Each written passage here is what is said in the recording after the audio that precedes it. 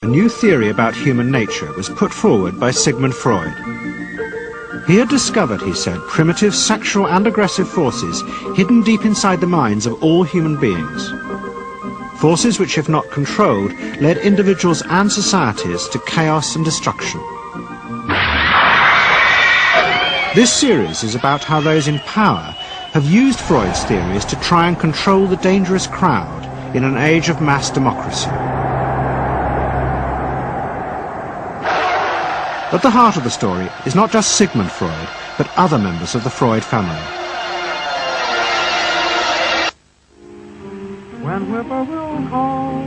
This episode is about Freud's American nephew, Edward Bernays. Bernays is almost completely unknown today, but his influence on the 20th century was nearly as great as his uncle's. Because Bernays was the first person to take Freud's ideas about human beings and use them to manipulate the masses.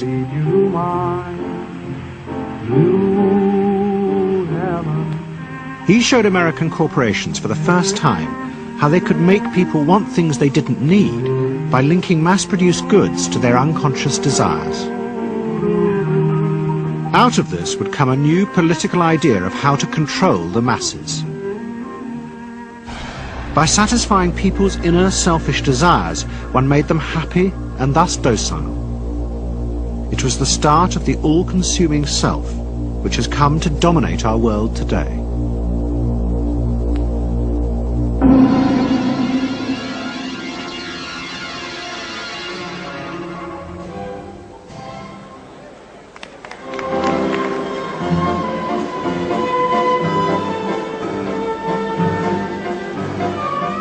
Freud's ideas about how the human mind works have now become an accepted part of society, as have psychoanalysts.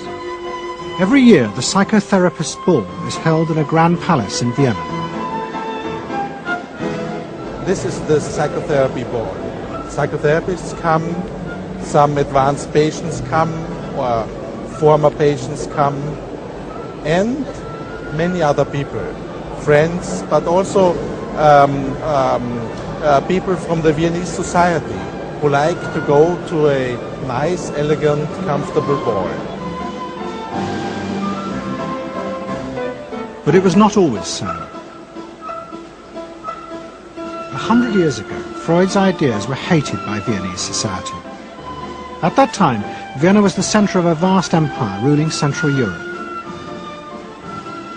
And to the powerful nobility of the Habsburg court, Freud's ideas were not only embarrassing, but the very idea of examining and analysing one's inner feelings was a threat to their absolute control.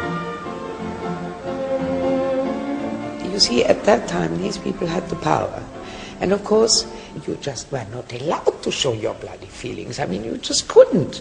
You know, I mean, you couldn't, if you were unhappy. Can you imagine, you, for instance, you sit somewhere in the country in a castle, you are deeply unhappy, you are a woman.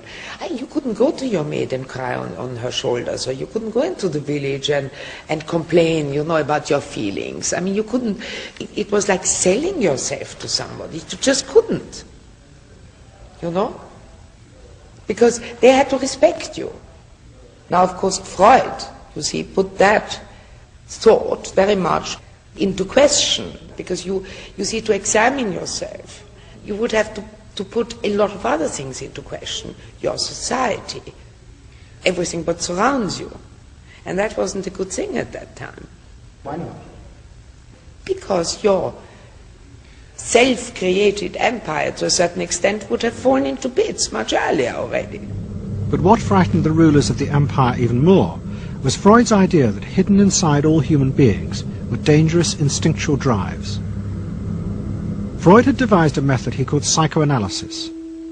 By analysing dreams and free association, he had unearthed, he said, powerful sexual and aggressive forces which were the remnants of our animal past. Feelings we repressed because they were too dangerous. Freud devised a method for exploring a hidden part of the mind, which we nowadays call the unconscious, which is a part that is totally unknown to our consciousness, that there exists a barrier in all our minds which prevents these hidden and unwelcome impulses of the unconscious from emerging. Good night.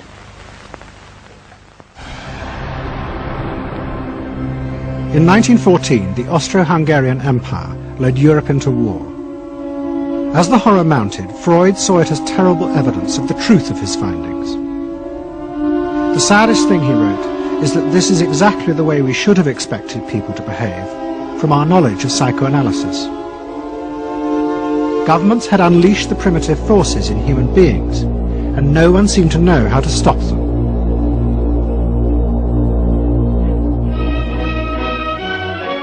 At that time, Freud's young nephew, Edward Bernays, was working as a press agent in America.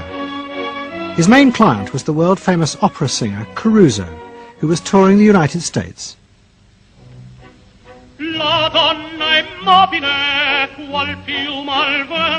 Bernays' parents had emigrated to America 20 years before, but he kept in touch with his uncle and joined him for holidays in the Alps. But Bernays was now about to return to Europe for a very different reason. On the night that Caruso opened in Toledo, Ohio, America announced it was entering the war against Germany and Austria. As a part of the war effort, the US government set up a Committee on Public Information, and Bernays was employed to promote America's war aims in the press. The President, Woodrow Wilson, had announced that the United States would fight not to restore the old empires, but to bring democracy to all of Europe.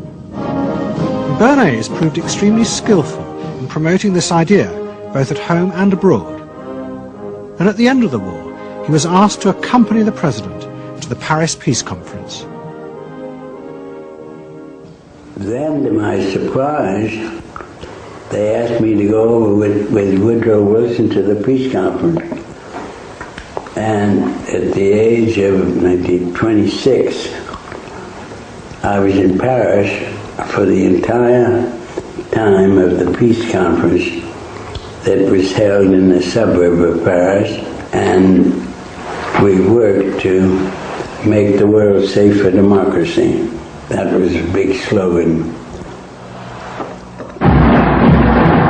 Wilson's reception in Paris astounded Bernays and the other American propagandists.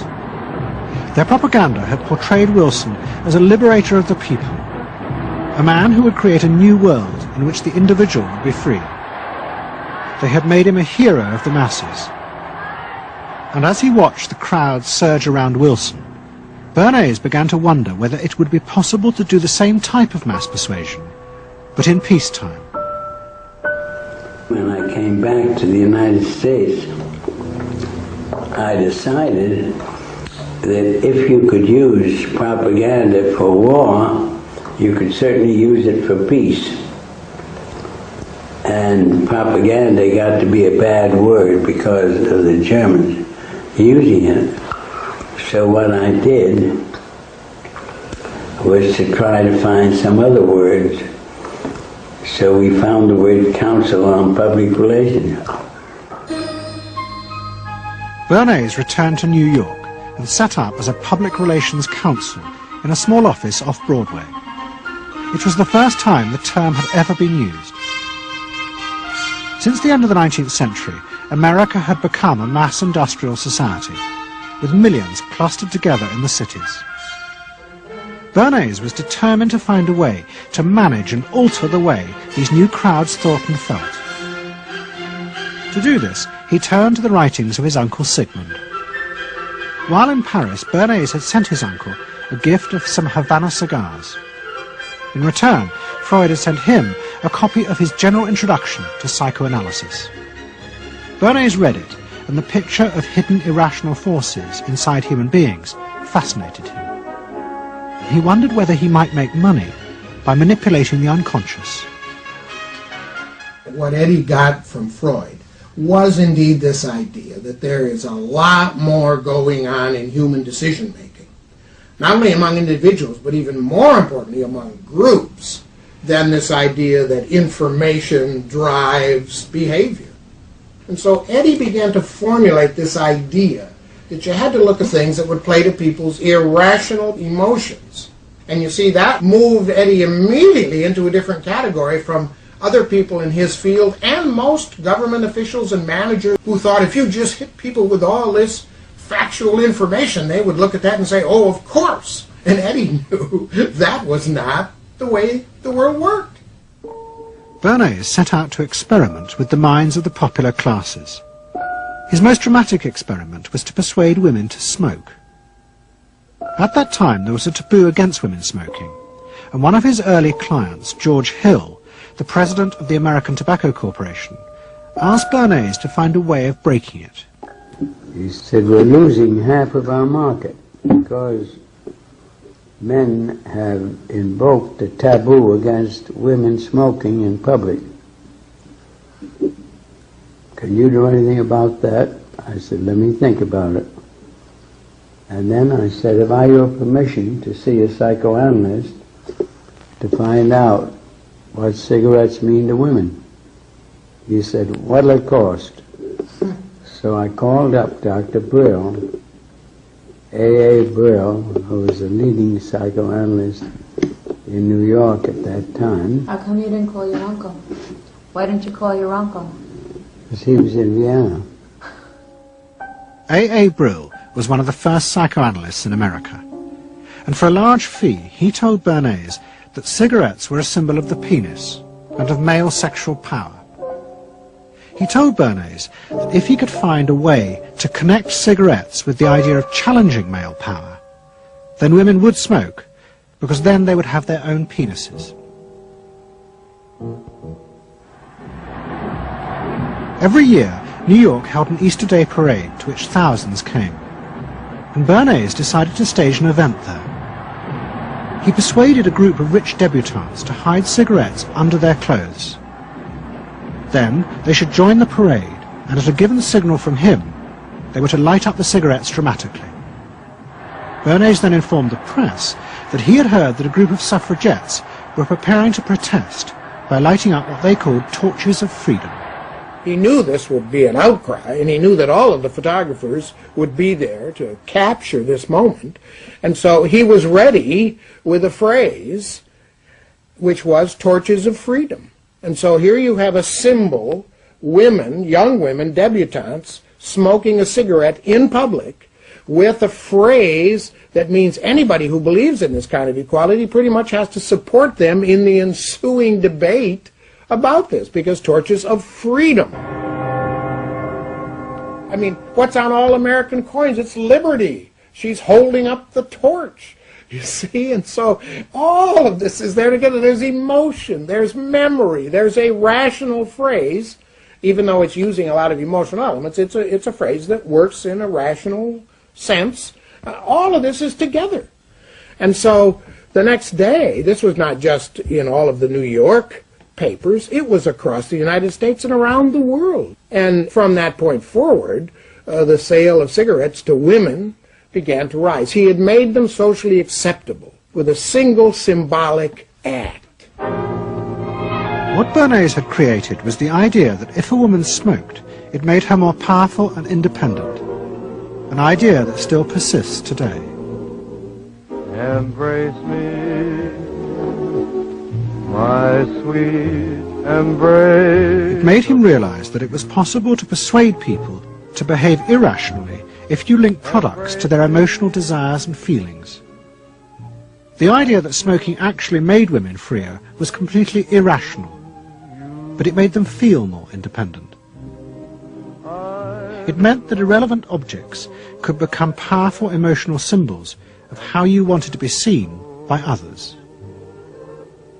Eddie Bernays saw the way to sell product was not to sell it to your intellect, that you ought to buy an automobile, but that you will feel better about it if you have this automobile. I think he originated that idea, that they weren't just purchasing something, but they were engaging themselves emotionally or personally in the product or service.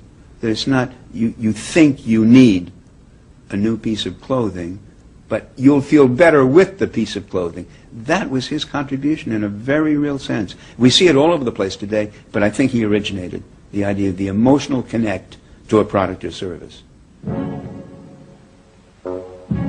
What Bernays was doing fascinated America's corporations. They had come out of the war rich and powerful, but they had a growing worry. The system of mass production had flourished during the war, and now millions of goods were pouring off production lines. What they were frightened of was the danger of overproduction, that there would come a point when people had enough goods and would simply stop buying. Up until that point, the majority of products were still sold to the masses on the basis of need. While the rich had long been used to luxury goods, for the millions of working-class Americans, most products were still advertised as necessities. Goods like shoes, stockings, even cars were promoted in functional terms for their durability. The aim of the advertisements was simply to show people the product's practical virtues, nothing more.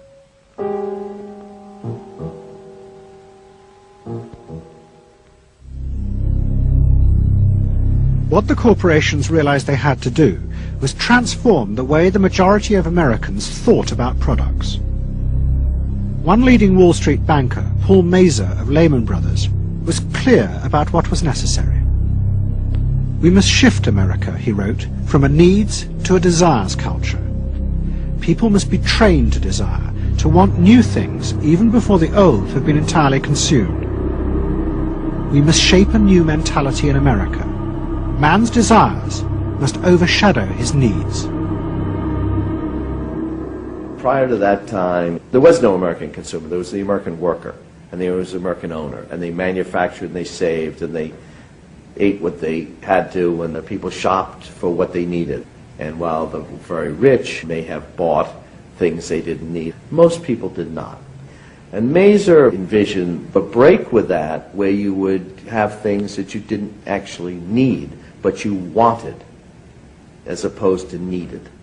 And the man who would be at the center of changing that mentality for the corporations was Edward Bernays. Bernays really is the guy within the United States, more than anybody else, who sort of brings to the table psychological theory as something that is an essential part of how, from the corporate side, of how we are going to appeal to the masses effectively. And the whole sort of merchandising establishment and sales establishment is ready for Sigmund Freud.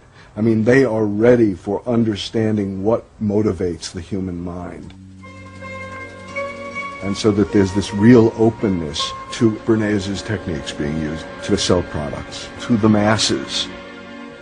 Beginning in the early 20s, the New York banks funded the creation of chains of department stores across America.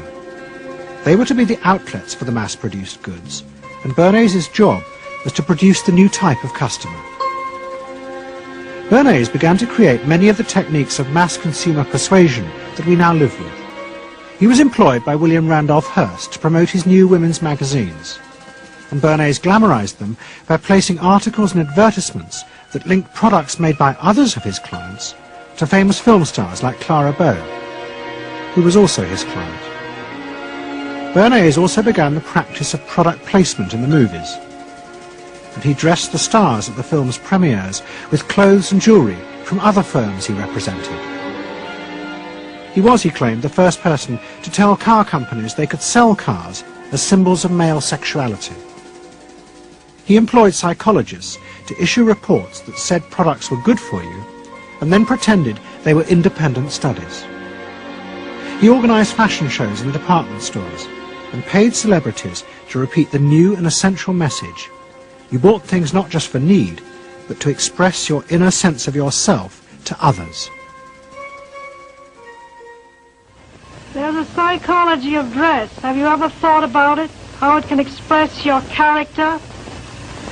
You all have interesting characters, but some of them are all hidden. I wonder why you all want to dress always the same, with the same hats and the same coats. I'm sure all of you are interesting and have wonderful things about you, but looking at you in the street, you all look so much the same. And that's why I'm talking to you about the psychology of dress. Try and express yourselves better in your dress. Bring out certain things that you think are hidden. I wonder if you've thought of this angle of your personality. I'd like to ask you some questions. Why do you like short skirts? Oh, because there's more to see. More to see, eh? What good does that do you? What's in my hands? It makes you more attractive. Does? In 1927, an American journalist wrote, "A change has come over our democracy. It is called consumptionism. The American citizen's first importance to his country is now no longer that of citizen, but that of consumer." The growing wave of consumerism helped in turn to create a stock market boom. And yet again, Edward Bernays became involved, promoting the novel idea that ordinary people should buy shares, borrowing money from banks he also represented. And yet again, millions followed his advice. He was uniquely knowledgeable about how people in large numbers are going to react to products and ideas and so on. But in political terms, if he were to go out, so I can't imagine that he could get 3 people to stand and listen. Wasn't particularly articulate, was a kind of funny looking, and didn't have any sense of reaching out for people one-on-one. None at all. He didn't think about people in groups of one, thought about people in groups of thousands. So I would have nothing to do with them. Hello? Bernays soon became famous as the man who understood the mind of the crowd. And in 1924, the president contacted him. President Coolidge was a quiet, taciturn man and had become a national joke. The press portrayed him as a dull, humorless figure. Bernays' solution was to do exactly the same as he had done with products. He persuaded 34 famous film stars to visit the White House. And for the first time, politics became involved with public relations. And I lined up these 34 people, and I'd say, "What's your name?" He'd say, "Al Jolson." I'd say, "Mr. President, Al Jolson." Next day, every newspaper in the United States had a front page story. President Coolidge entertains actors at White House. And the Times had a headline which said, "President nearly laughed." And everybody was happy. But while Bernays became rich and powerful in America, in Vienna his uncle was facing disaster. Like much of Europe, Vienna was suffering an economic crisis and massive inflation, which wiped out all of Freud's savings. Facing bankruptcy, he wrote to his nephew for help. Bernays responded by arranging for Freud's works to be published for the first time in America, and began to send his uncle precious dollars, which Freud kept secretly in a foreign bank account. He was Freud's agent, if you will, to get his books published. Well, of course, once the books were being published, Eddie couldn't help himself but promote these books, see that everybody read them, make them controversial, emphasize the fact that, do you know what Freud says about sex and what he says cigarettes are a symbol of, and so on and so forth? How do you suppose all those stories got out? Certainly the academics weren't spreading these around the country. Eddie Bernays was. Then, when Freud became accepted, well then, of course, to go to a client and say, "Well, Uncle Siggy," see, then that had some cachet. But notice there, first Eddie created Uncle Siggy in the U.S., made him acceptable, secondly, and thirdly, then capitalized on Uncle Siggy. Typical Bernays performance. Bernays also suggested that Freud promote himself in the United States. He proposed his uncle write an article for Cosmopolitan, a magazine that Bernays represented, entitled "A Woman's Mental Place in the Home." Freud was furious. Such an idea, he said, was unthinkable. It was vulgar, and anyway, he hated America. Freud was now becoming increasingly pessimistic about human beings.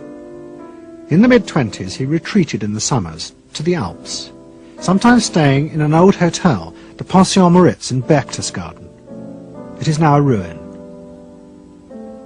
Freud began to write about group behavior, about how easily the unconscious aggressive forces in human beings could be triggered when they were in crowds.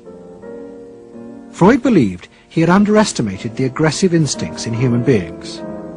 They were far more dangerous than he had originally thought. After World War I, Freud was basically a pessimist. He felt that man is an impossible creature, a very, very sadistic and bad species, and did not believe that man can be improved. Man is a ferocious animal, the most ferocious animal that exists. They enjoy torturing and killing, and he didn't like man. The publication of Freud's works in America had an extraordinary effect on journalists and intellectuals in the 1920s. What fascinated and frightened them was the picture Freud painted of submerged, dangerous forces lurking just under the surface of modern society. Forces that could erupt easily to produce the frenzied mob which had the power to destroy even governments. It was this they believed had happened in Russia. To many, this meant that one of the guiding principles of mass democracy was wrong.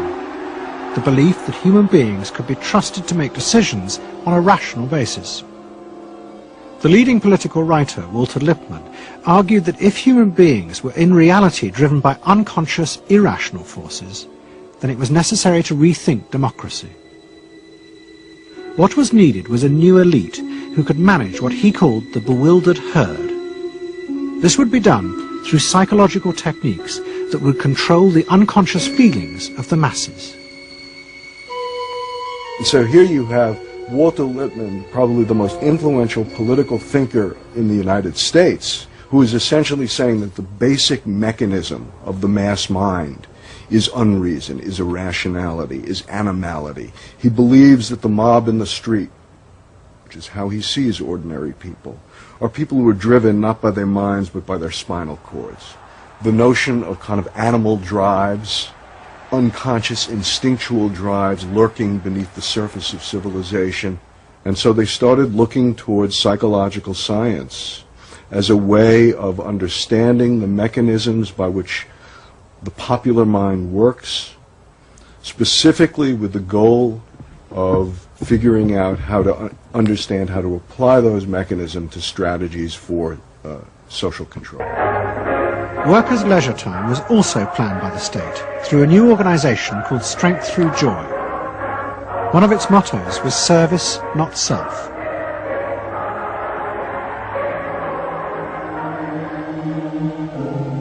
But the Nazis did not see this as a return to an old form of autocratic control.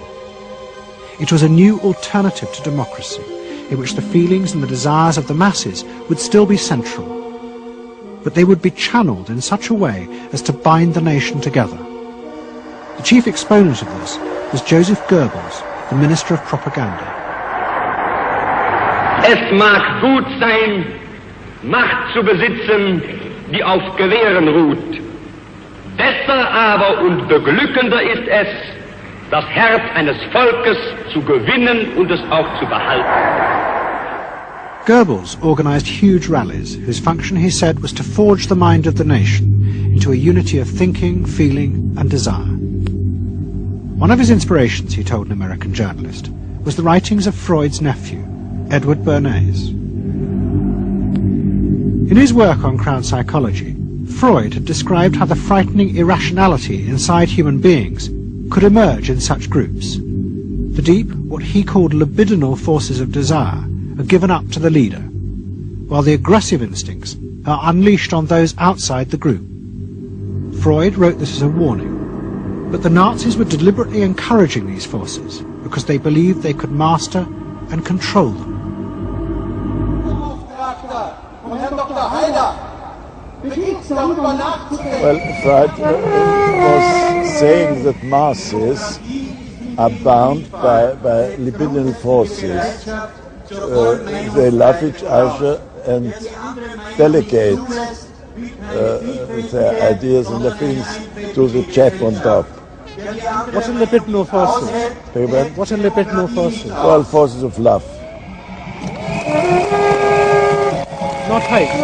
No, hate is delegated to the others outside.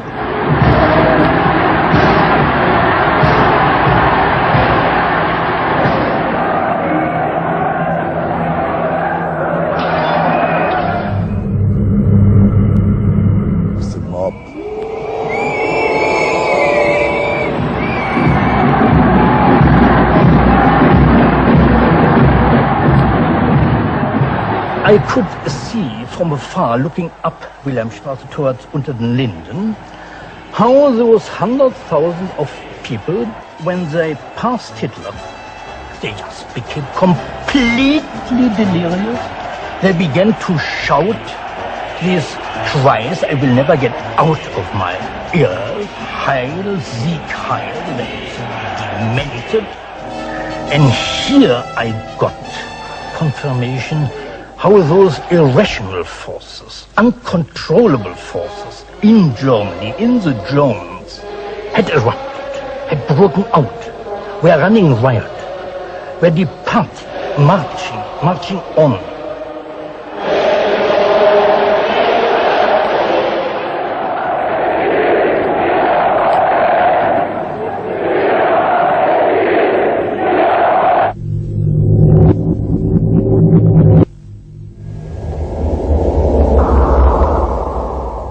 And in America too, democracy was under threat from the force of the angry mob.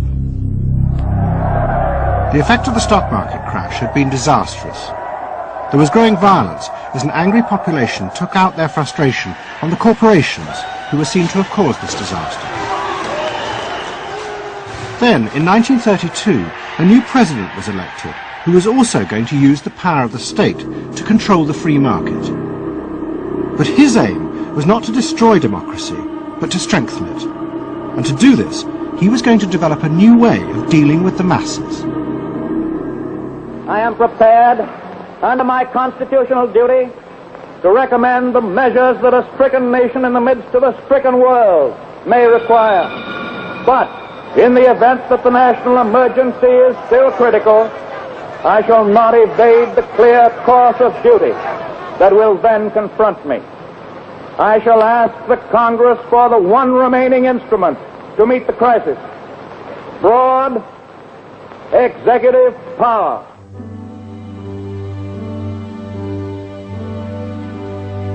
It was the start of what would become known as the New Deal.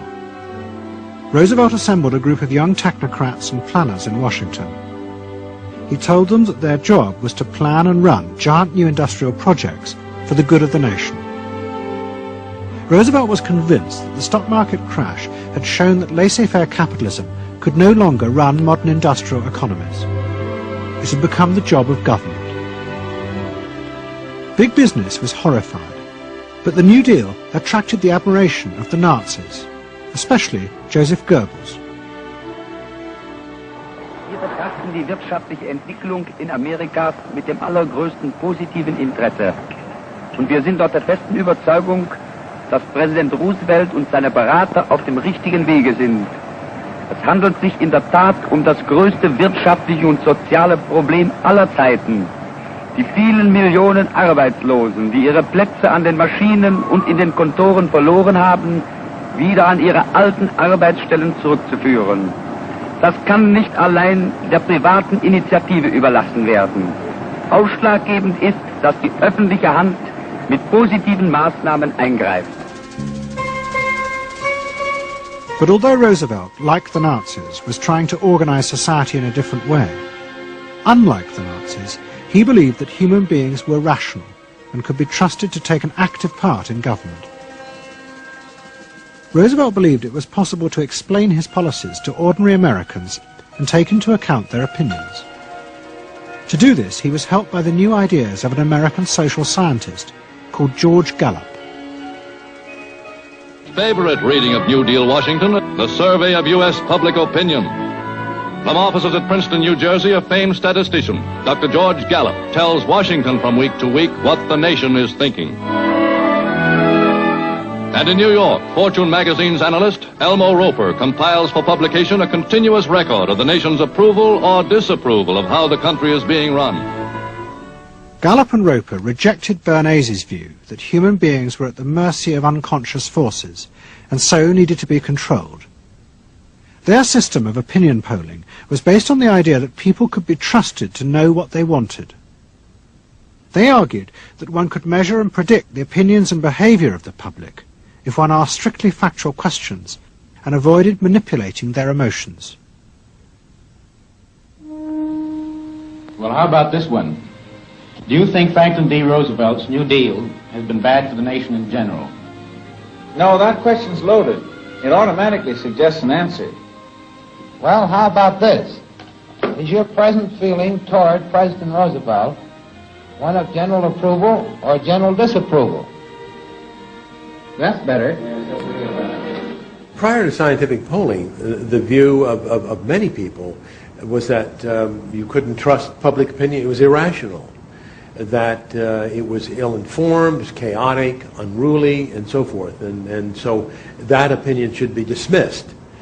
But with scientific polling, I think it established very clearly that people are rational, that they do make good decisions, and this offers democracy a chance to be truly informed by the public, giving everybody a voice in the way the country is run.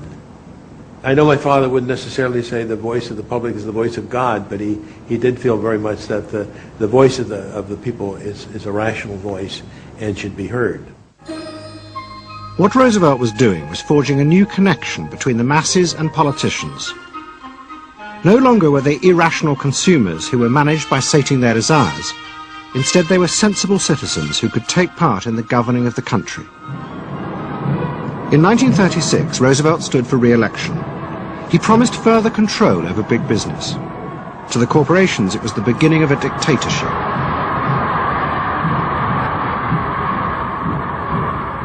Roosevelt interferes with private enterprise and is running the country into debt for generations to come.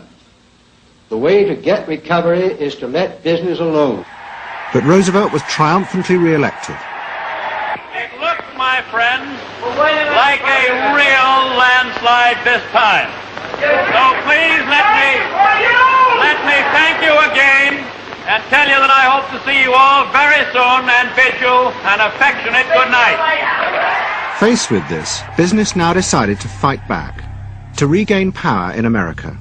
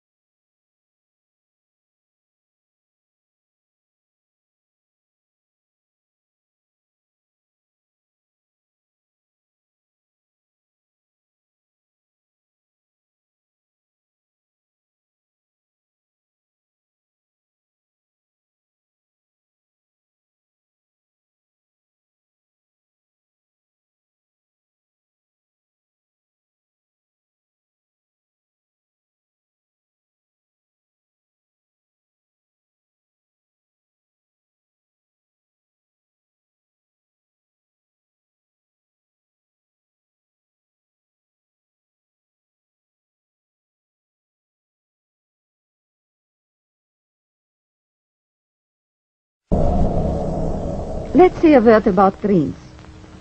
We all have thoughts which we never knew we had. They are too uncomfortable, too incompatible with our adult self to be remembered. Yet they are often disturbing, rumbling under the surface like lava in a volcano. The dream is the royal road to these thoughts, the royal road to the unconscious. This is the story of how Sigmund Freud's ideas about the unconscious mind were used by those in power in post-war America to try and control the masses. Politicians and planners came to believe that Freud was right to suggest that hidden deep within all human beings were dangerous and irrational desires and fears. They were convinced that it was the unleashing of these instincts that had led to the barbarism of Nazi Germany. To stop it ever happening again, they set out to find ways to control this hidden enemy within the human mind.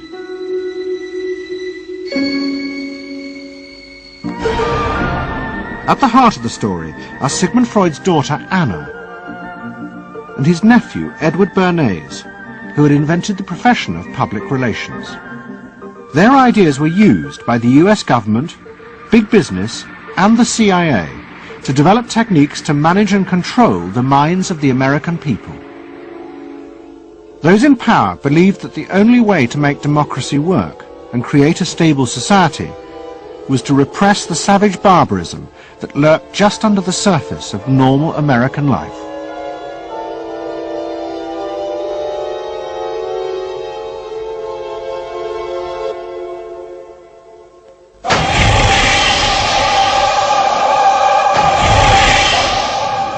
The story begins in the middle of the fierce fighting of the Second World War.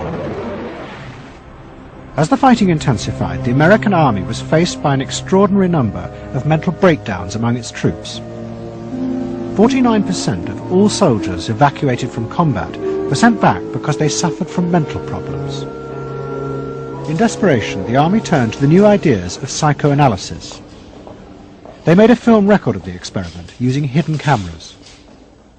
It says here on your record that you had headaches and that you had crying spells. Yes, sir. I believe that your profession is called nostalgia. In other words, homesickness. Yes, sir. Mm-hmm. It was induced when, shortly before the war, I received a picture of my sweetheart. Yeah.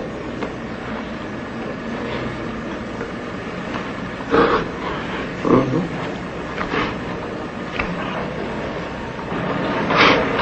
I'm sorry, I can't continue. That's all right. It was the first time that anyone had paid such attention to the feelings and anxieties of ordinary people. At the heart of the experiment were a number of refugee psychoanalysts from Central Europe. They worked with American psychiatrists to guide and shape the project. When I first came to America, I worked in the psychiatric service with soldiers trying to rehabilitate them. And I traveled in the train from the East Coast to the West Coast.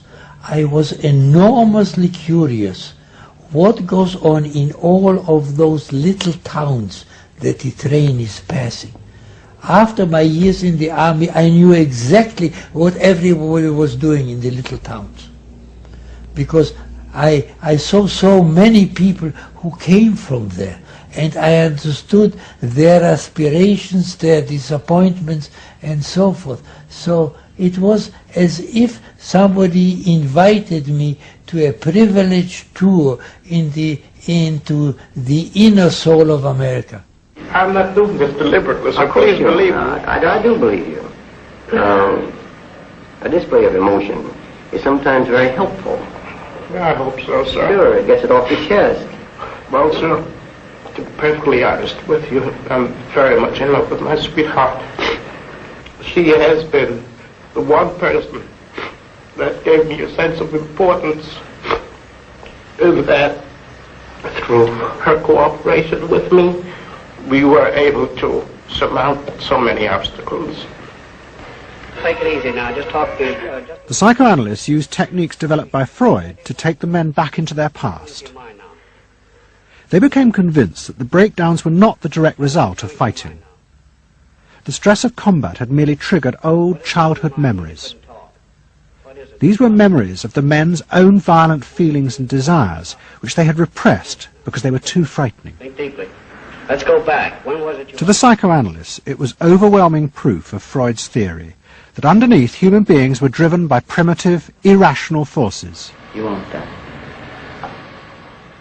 World War II was a major shattering experience because I discovered the enormous role of the irrational in the lives of most people.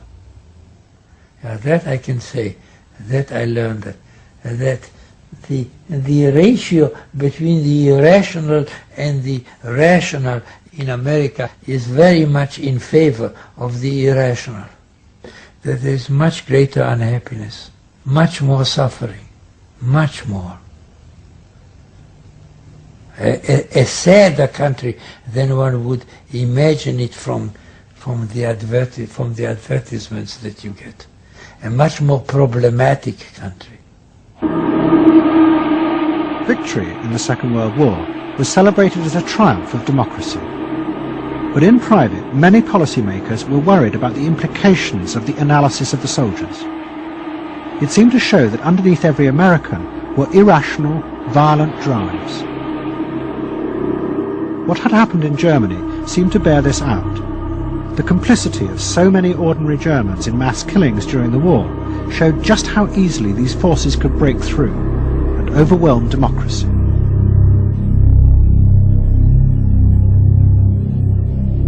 Planners and policymakers had been convinced by their experiences during World War II that human beings could act very irrationally because of this sort of teeming and raw and unpredictable emotionality, the kind of chaos that lived at the base of human personality could, in fact, infect the society, social institutions, to such a point that the society itself would become sick. That's what they believe happened in Germany, in which the irrational, the anti-democratic, went wild. It was a vision of human nature as incredibly destructive, and they were terrified that Americans would in fact behave that way, or were capable of behaving that way, and they wanted to avoid a rerun of that. So what is needed is a human being that can internalize democratic values so that they are not shaken with the storm. And psychoanalysis carried in it the promise that it can be done.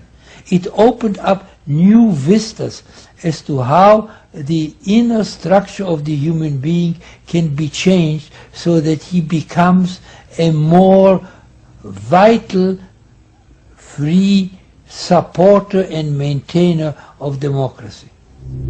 The psychoanalysts were convinced they not only understood these dangerous forces, but they knew how to control them too. They would use their techniques to create democratic individuals, because democracy left to itself failed to do this.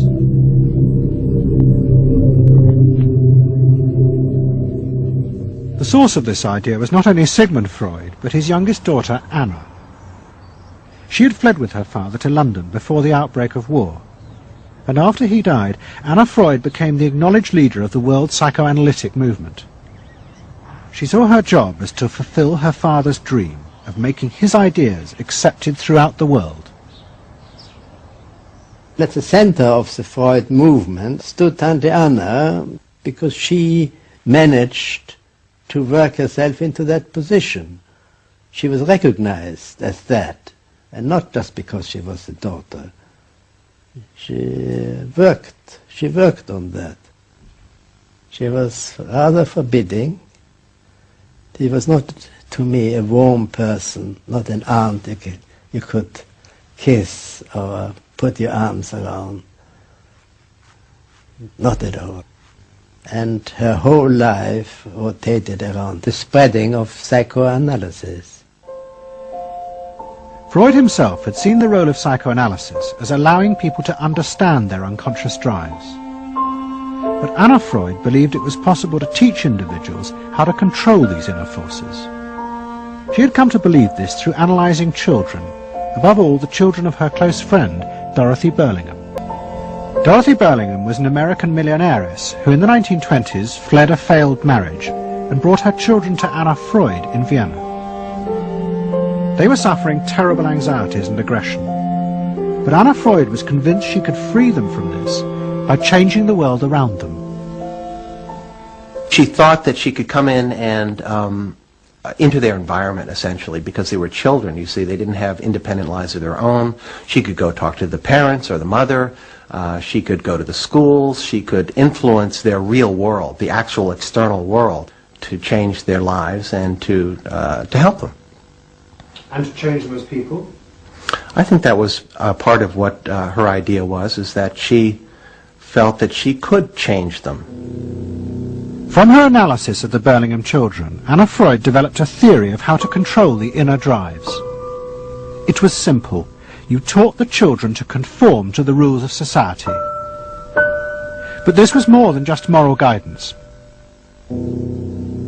Anna Freud believed that if children like the Burlinghams strictly followed the rules of accepted social conduct, then as they grew up, the conscious part of their mind, what was called the ego, would be greatly strengthened in its struggle to control the unconscious. But if children did not conform, their ego would be weak, and they would be prey to the dangerous forces of the unconscious. In my father's case, they were concerned that he would be a homosexual, and so a lot of their efforts went into preventing or trying to stop my father from becoming a homosexual. Whether or not he would have or did, or it's unknown to me. Why did they want to stop him? Because they felt it was abnormal. It wasn't a normal way to develop. They wanted to have him develop along lines that society recognized to be normal. Because if they didn't, then you're going to be under the control of forces that you don't understand, that you're not even aware of. The analysis seemed to be a great success. And in the 30s, the Burlingham children had returned to America. They settled down to happy married lives in the suburbs. What they didn't realize was that their experience was about to become a template for a giant social experiment to control the inner mental life of the American population. In 1946, President Truman signed the National Mental Health Act. It had been born directly out of the wartime discoveries by psychoanalysts that millions of Americans who had been drafted suffered hidden anxieties and fears. The aim of the Act was to deal with this invisible threat to society. Shocked by the appalling percentage of the emotionally unstable revealed by the World War II draft figures, Congress in 1946 passed the National Mental Health Act, which recognized for the first time that mental illness was a national problem. Keenly aware of the tremendous problems ahead is Dr. Robert H. Felix, director of the vast new project. A primary objective of the National Mental Health Program is to increase our fund of scientific knowledge about mental health and about mental illness. We're not doing this. Why? Because there are all too few skilled mental health workers. Two of the principal architects of the Act were the Menninger brothers, Carl and Will. Will had run the wartime psychotherapy experiments, and now he and his brother began to train hundreds of new psychiatrists. The Menningers were convinced that it would be possible to apply Anna Freud's ideas on a wide scale, and to adults as well as children. The psychiatrist's job would be to teach ordinary Americans how to control their unconscious drives.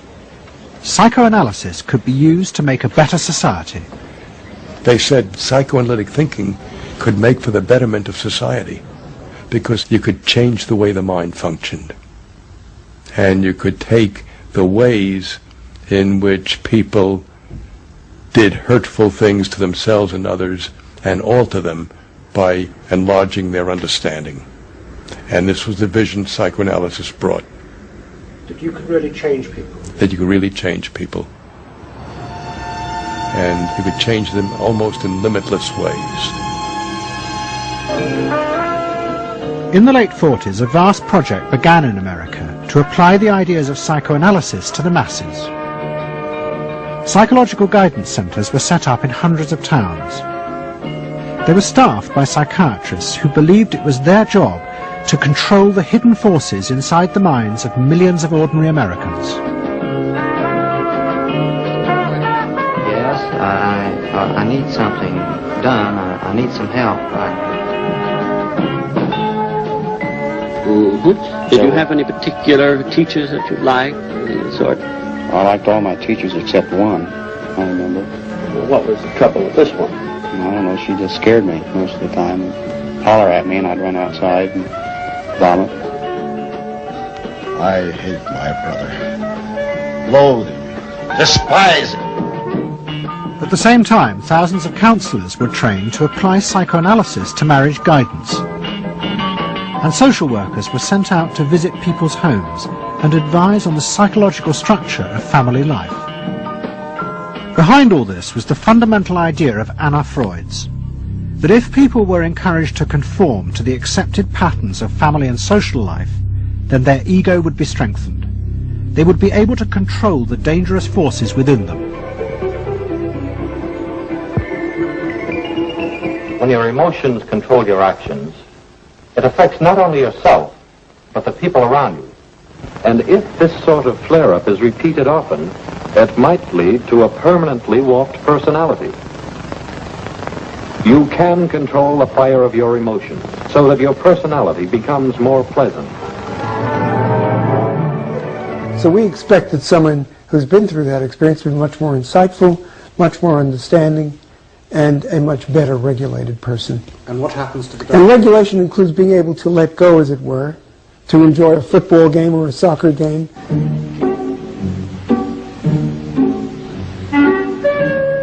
A more understanding, yes, rational, but also appropriately emotional person. The regulatory aspects of the human mind would really be in charge. Instead of being overwhelmed by our passions and by our darker impulses. That one would be master or mistress of one's own passions. They just felt that the road to happiness was in adapting to the external world in which they lived. That people could be uncrippled from their own neurotic conflicts and impulses, that they would not engage in self-destructive behavior, that they would in fact adapt to the reality about them. They never questioned the reality. They never questioned that it might itself be a source of evil or something to which you could not adapt without compromise or without suffering or without exploiting yourself in some way. So there was this fit with the politics of the day. And a balance of emotions is important to a well-rounded personality. But it was only the beginning of the rise to power of psychoanalysis in America. Psychoanalysts were about to move into big business and use their techniques not just to create model citizens, but model consumers. Last week's episode showed how Freud's American nephew, Edward Bernays, had been the first to convince American corporations that they could sell products by connecting them with people's unconscious feelings. But now, a group of psychoanalysts were going to take what Bernays had begun and invent a whole range of techniques to get inside and manage the unconscious mind of the consumer. They were led by Ernest Dichter. Dichter had practiced next door to Freud in Vienna, but he had come to America and set up the Institute for Motivational Research in an old mansion north of New York. This is the Institute for Motivational Research, a place devoted to the intriguing business of finding out why people behave as they do, why they buy as they do, why they respond to advertising as they do. And this is Dr. Ernest Dichter. We don't go out and ask directly, why do you buy, why don't you? What we try to do instead is to understand the total personality, the self-image of the customer. We use all the resources of modern social sciences. It opens up some stimulating psychological techniques for selling any new product. Like the other psychoanalysts, Dichter believed that American citizens were fundamentally irrational beings. They could not be trusted.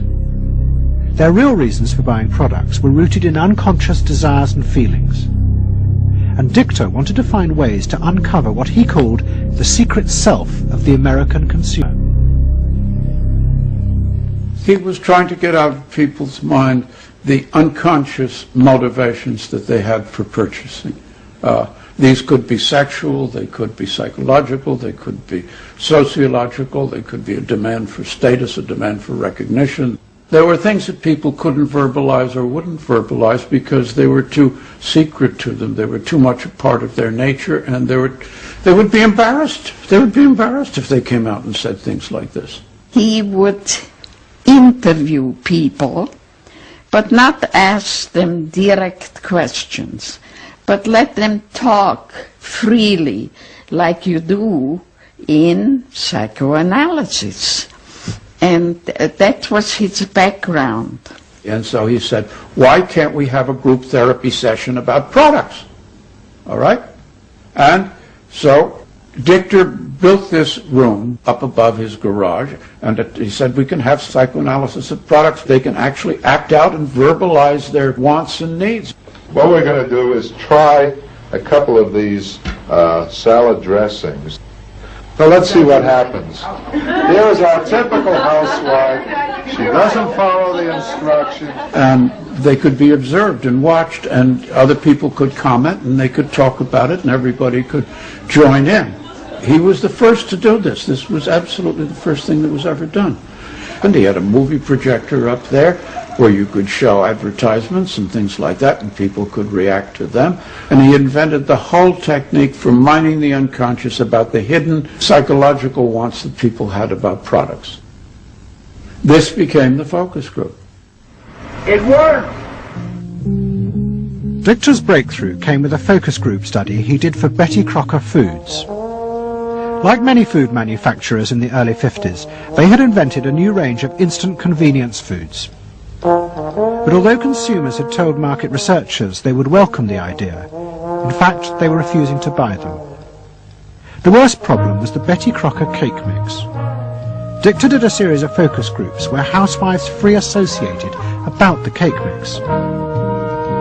He concluded that they felt unconscious guilt at the new image being promoted of ease and convenience. In other words, he understood that the barrier to the consumption of the product was the housewife's feeling of guilt about using it. They basically, on one hand, wanted to make it easy for themselves, but they felt guilty about it. So what you've got to do in those circumstances is remove the barrier being guilt. The way you do that is to give the housewife a greater sense of participation. And how do you do that? By adding an egg. Simple as that. As simple as that. Dichter told Betty Crocker to put an instruction on the packet that the housewife should add an egg. It would be an unconscious symbol, he said, of the housewife mixing in her own eggs as a gift to her husband, and so would lessen the guilt. Betty Crocker did it, and the sales soared. My cake is ready. The consumer may have basic needs that the consumer himself or herself doesn't fully understand. You have to know what those needs are in order to fully exploit the consumer. Is it wrong to give people what they want by taking away their defenses, helping remove their defenses? It seems so much longer than last year. It is. Nearly 4 inches longer in some models. Oh! Dichter's success led to a rush by corporations and advertising agencies to employ psychoanalysts. They became known as the Depth Boys, and they promised to show companies how to make millions by connecting their products with people's hidden desires.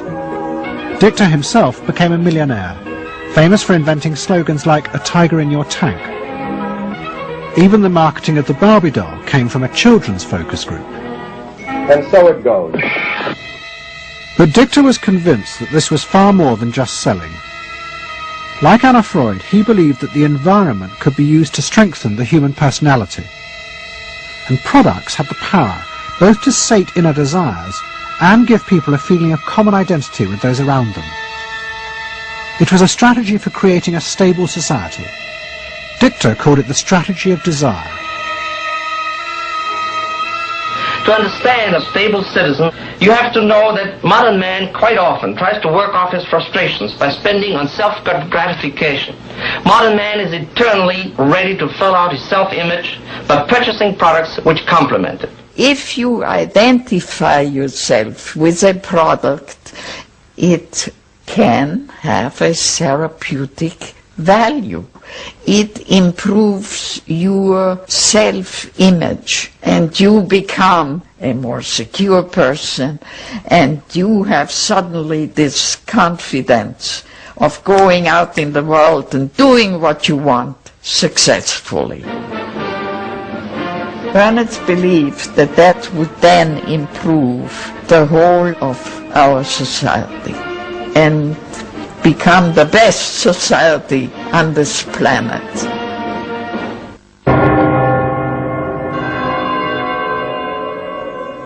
By the early 50s, the ideas of psychoanalysis had penetrated deep into American life.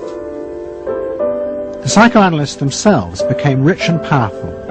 Many had consulting rooms overlooking Central Park in New York. Politicians and famous writers like Arthur Miller and Tennessee Williams became their patients. They were seeking not just help, but to understand the hidden roots of human behavior. We were sought after. Washington was interested in what we think. You know, the important writers, important politicians were undergoing psychoanalysis. It was, we had waiting lists because there were so many patients that wanted to be analyzed. So it gave us a little bit of a swellhead.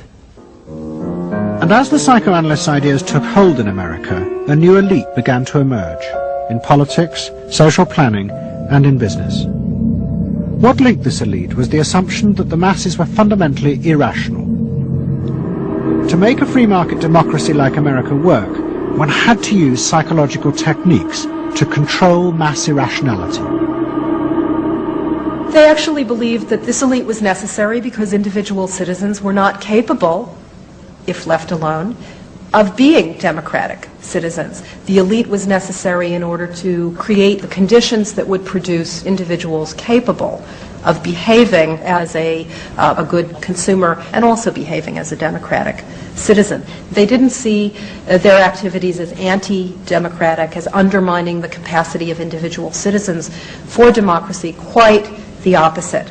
They understood that they were creating the conditions for democracy's survival and future. The rise of psychoanalysis to power in America was an extraordinary triumph for Anna Freud and her tireless promotion of her ideas. She remained in England, living with Dorothy Burlingham. On the surface, it was an idyllic life. She and Dorothy had bought a weekend cottage on the Suffolk coast. And in the summers, Dorothy's children came from America to visit with the grandchildren. But underneath, things were going badly wrong. Both Bob and Mabby Burlingham, who Anna Freud had analysed in the 1930s, had suffered personal breakdowns, and their marriages were collapsing. Bob was drinking heavily, and Mabby suffered terrible anxieties. The real reasons for the visits to England were yet more analysis with Anna Freud. Well, the problem was that it didn't look very good, did it? Because here you have somebody who's having nervous breakdowns and is having alcoholic binges, and this is not exactly, doesn't really sit well.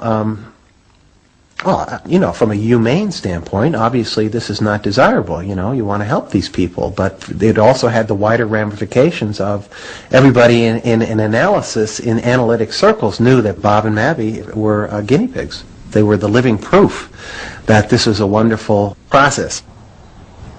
It was very much swept under the rug. It didn't get out. I mean, these people had such, their power and influence was such that, you know, you were very careful. Anna Freud was a very powerful person, and you were the grandchildren, and she knew a great deal more than you did about what went on in your parents' lives and so forth. It was not something you were going to tangle with, and you were a product of the whole situation. But at the same time, we all knew that something was really out of whack. As she grew older, she became more and more important, didn't she? Politically and scientifically, but she didn't know when to stop. She was a bit too righteous. What she did was always the thing, and she would never, to my knowledge, acknowledge that she could make a mistake or be wrong. That is my feeling. But the power and influence of the Freud family in America was about to grow even more. Politicians were about to turn to Anna Freud's cousin, Edward Bernays, for help in a time of crisis. He was going to manipulate the inner feelings and fears of the masses to help America's politicians fight the Cold War. I don't mean to say, and no one can say to you, that there are no dangers. Of course there are risks if we are not vigilant. But we do not have to be hysterical. In 1953, the Soviet Union exploded its first hydrogen bomb, and the fear of nuclear war and communism gripped the United States. Those in power became concerned about how to reassure the population. Committees were set up and public information films made, appealing for calm in the face of new threats, like nuclear fallout. It's the fallacy of devoting 85% of one's worrying capacity to an agent that constitutes only about 15% of an atomic bomb's destroying potential. At this point, Edward Bernays was living in New York. In the 1920s, he had invented the profession of public relations and was now one of the most powerful PR men in America. He worked for most of the major corporations and advised politicians, including President Eisenhower. Like his uncle Sigmund, Bernays was convinced that human beings were driven by irrational forces. The only way to deal with the public was to connect with their unconscious desires and fears. Bernays argued that instead of trying to reduce people's fear of communism, one should actually encourage and manipulate the fear, but in such a way as it became a weapon in the Cold War. Rational argument was fruitless. What my father understood about groups is that they are manipulable, they're malleable, and that you can tap into their deepest desires or their deepest fears and use that to your own purposes. I don't think he felt that all those publics out there had reliable judgment, that they very easily might vote for the wrong man or want the wrong thing, so that they had to be guided from above. One of Bernays' main clients was the giant United Fruit Company. They owned vast banana plantations in Guatemala in Central America. For decades, United Fruit had controlled the country through pliable dictators. It was known as a banana republic. But in 1950, a young officer, Colonel Arbenz, was elected president. He promised to remove United Fruit's control over the country. And in 1953, he announced the government would take over much of their land. It was a massively popular move, but a disaster for United Fruit, and they turned to Bernays to help get rid of Arbenz.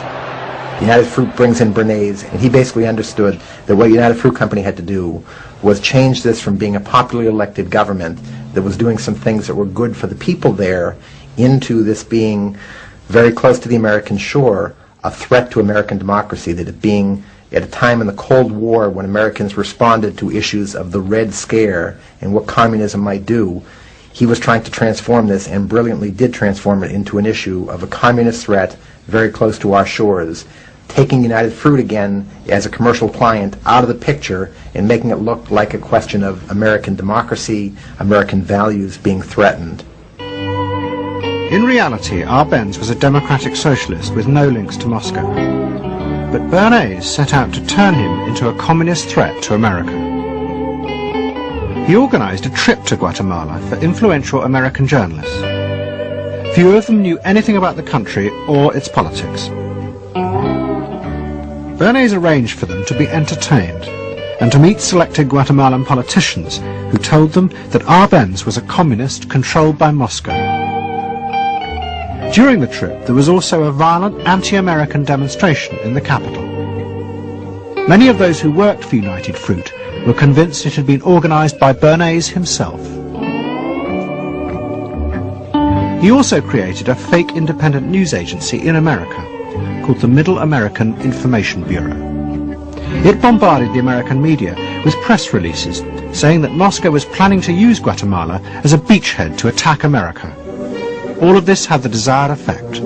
In Guatemala, the Jacob Arbenz regime became increasingly communistic after its inauguration in 1951. Communists in the Congress and high governmental positions controlled major committees, labor and farm groups, and propaganda facilities. They agitated and led in demonstrations against neighboring countries and the United States. What was profoundly new in terms of what Bernays did is he took this menace to our backyard in Guatemala. For the first time, we saw Reds a couple hundred miles from New Orleans who Eddie Bernays had us believing were a true threat to us, that it was going to be a Soviet outpost in our backyard. But what Bernays was doing was not just trying to blacken the Arbenz regime. He was part of a secret plot. President Eisenhower had agreed that America should topple the Arbenz government, but secretly. The CIA were instructed to organize a coup. Working with the United Fruit Company, the CIA trained and armed a rebel army and found a new leader for the country called Colonel Armas. The CIA agent in charge was Howard Hunt, later one of the Watergate burglars. What we wanted to do was have a terror campaign to terrify Arbenz particularly, terrify his troops, much as the German Stuka bombers terrified the population of Holland, Belgium, and Poland at the onset of World War II, and just rendered everybody paralyzed. As planes flown by CIA pilots dropped bombs on Guatemala City, Edward Bernays carried on his propaganda campaign in the American press. He was preparing the American population to see this as the liberation of Guatemala by freedom fighters for democracy. He totally understood that the coup would happen when the public and the press, when conditions in the public and the press allowed for a coup to happen, and he created those conditions. He was totally savvy in terms of just what he was helping create there in terms of this overthrow. But ultimately he was reshaping reality, reshaping public opinion in a way that's undemocratic and manipulative. On June the 27th, 1954, Colonel Arbenz fled the country, and Armas arrived as the new leader. Within months, Vice President Nixon visited Guatemala. In an event staged by United Fruit's PR department, he was shown piles of Marxist literature that had been found, it was said, in the presidential palace. This is the first time in the history of the world that the communist government has been overthrown by the people. And for that we congratulate you and the people of Guatemala for the support they have given.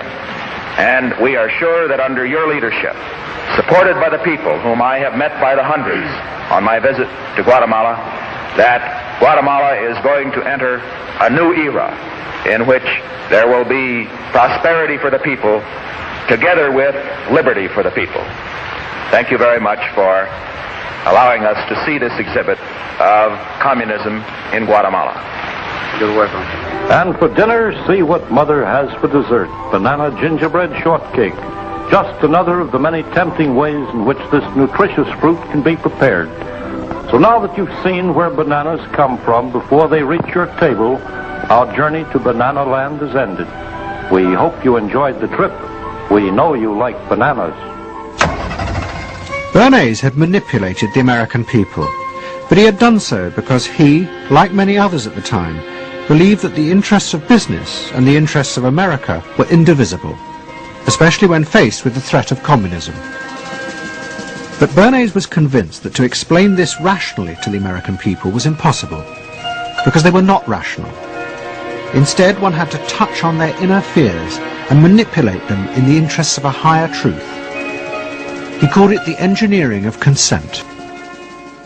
He was doing it for the American way of life, and to which he was devoted, sincerely devoted, and yet he felt the people were really pretty stupid. And that's the paradox. If you don't leave it up to the people themselves, but force them to choose what you want them to choose, however subtly, then it's not democracy anymore. It's something else. It's being told what to do. It's that old authoritarian thing. But the idea that it was necessary to manipulate the inner feelings of the American population in the interests of fighting the Cold War now began to take root in Washington. Above all, in the CIA, who were going to take it much further. They were concerned that the Soviets were experimenting with psychological methods to actually alter the memories and feelings of people, the aim being to produce more controllable citizens. It was known as brainwashing. Psychologists in the CIA were convinced that this really might be possible, and that they should try to do it themselves. The image of the human being that was being built up at that particular time was that there was a great deal of vulnerability in every human being, and that vulnerability could be manipulated to program somebody to be something that I wanted them to be, and they didn't want to be.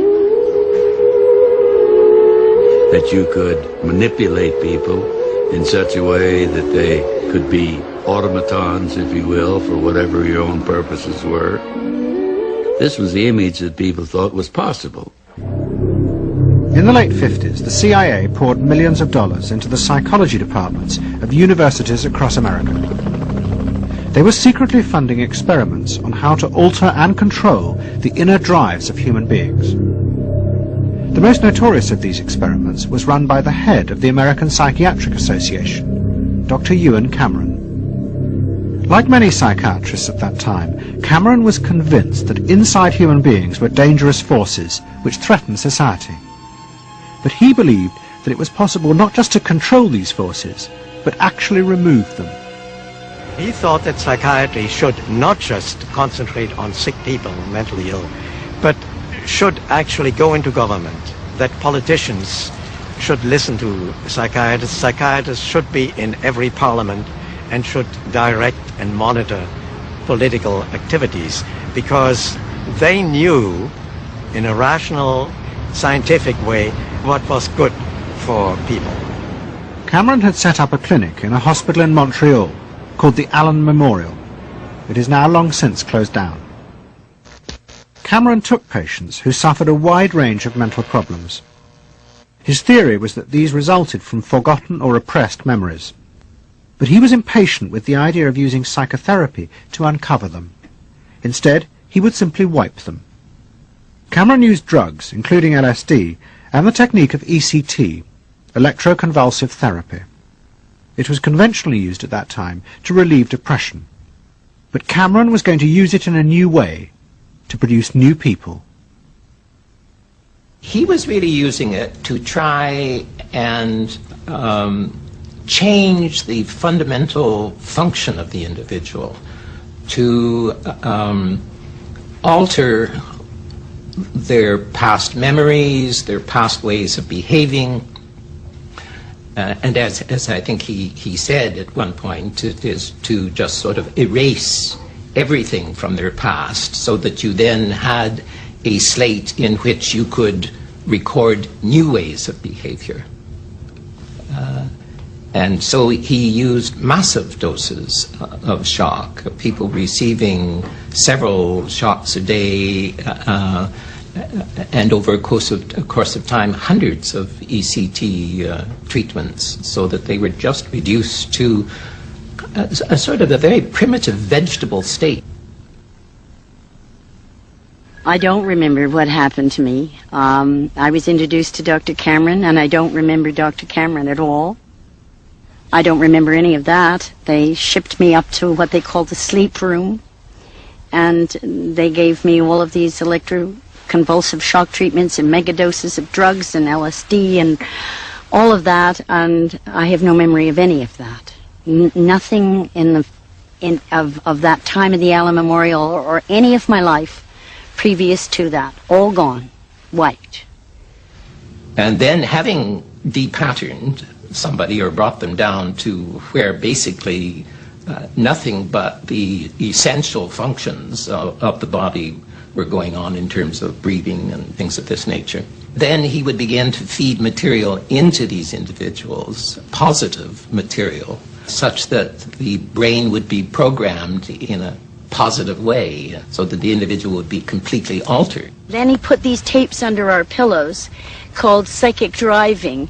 He would then put back into this empty brain a program of whatever sort he decided upon, and the people like myself would wake up another person, I guess. In fact, Cameron's experiments were a complete disaster. All he managed to produce were dozens of individuals with memory loss, and the ability to repeat the phrase, "I am at ease with myself."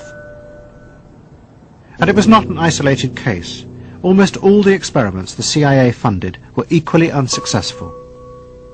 Despite their ambitions, American psychologists were beginning to find out how difficult it was to understand and control the inner workings of the human mind.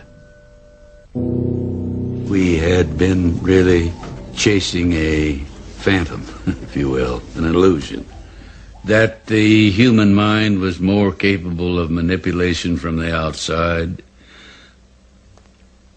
by outside factors than it is. We found out that the human being is an extremely complex thing. There were no simple solutions. But you've just got to bear in mind that these were very strange times. The psychoanalysts had come to power in America because of their theory that they knew how to control the dangerous forces inside human beings. But now the psychoanalysts were about to face a high-profile failure that would lead people to begin questioning the very basis of their ideas. It began in Hollywood.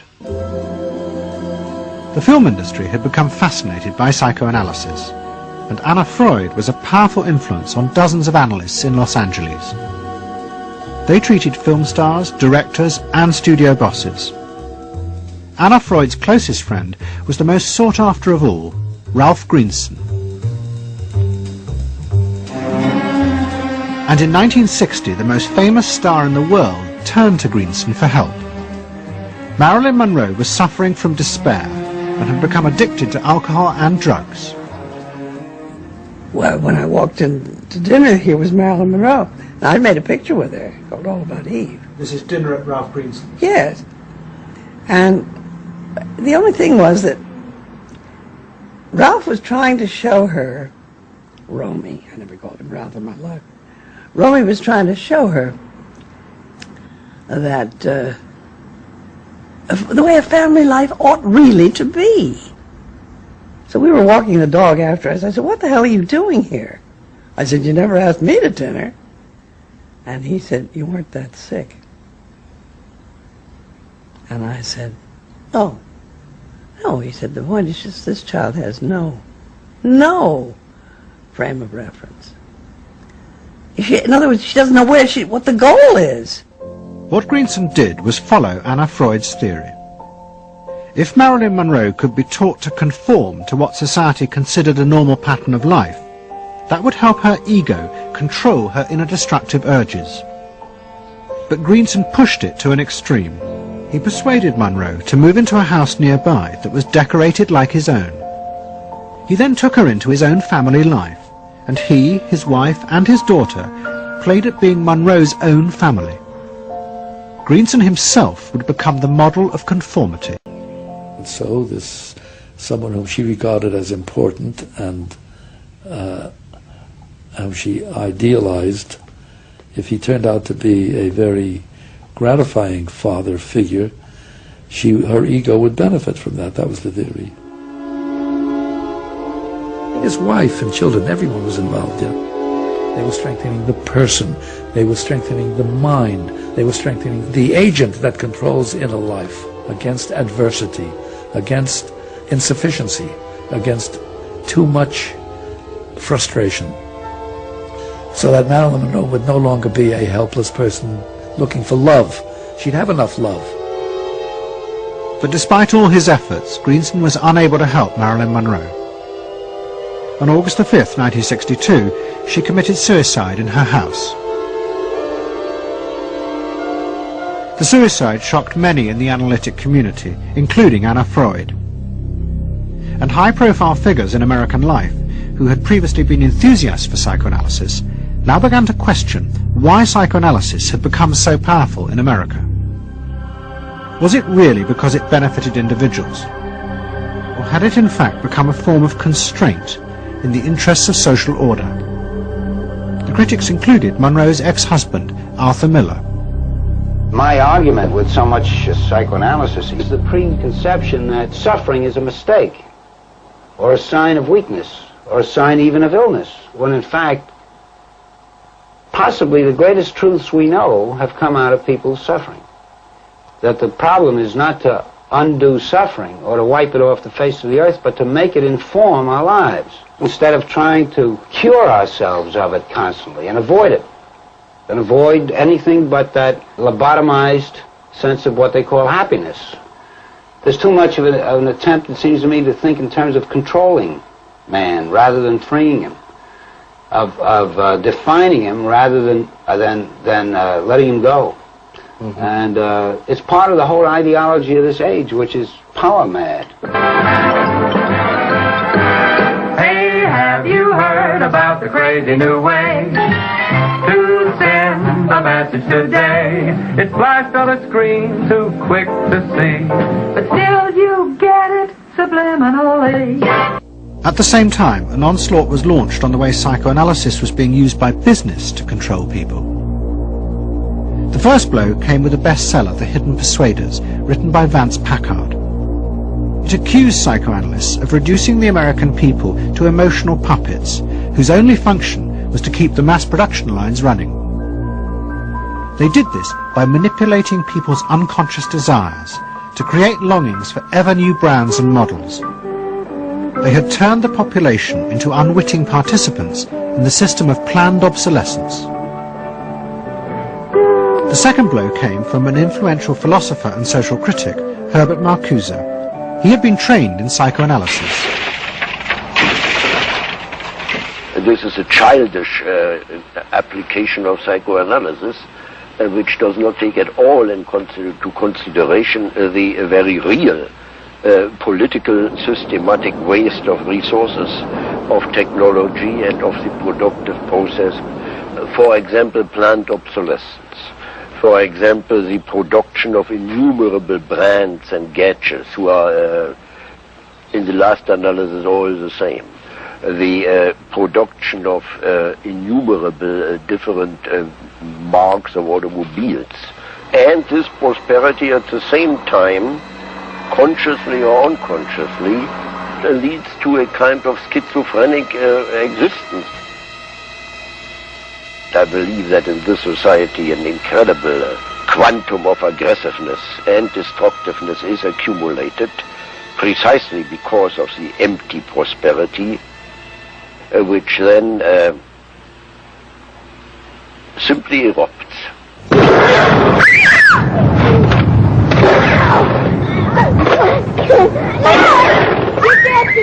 Marcuse's argument was not simply that psychoanalysis had been used for corrupt purposes.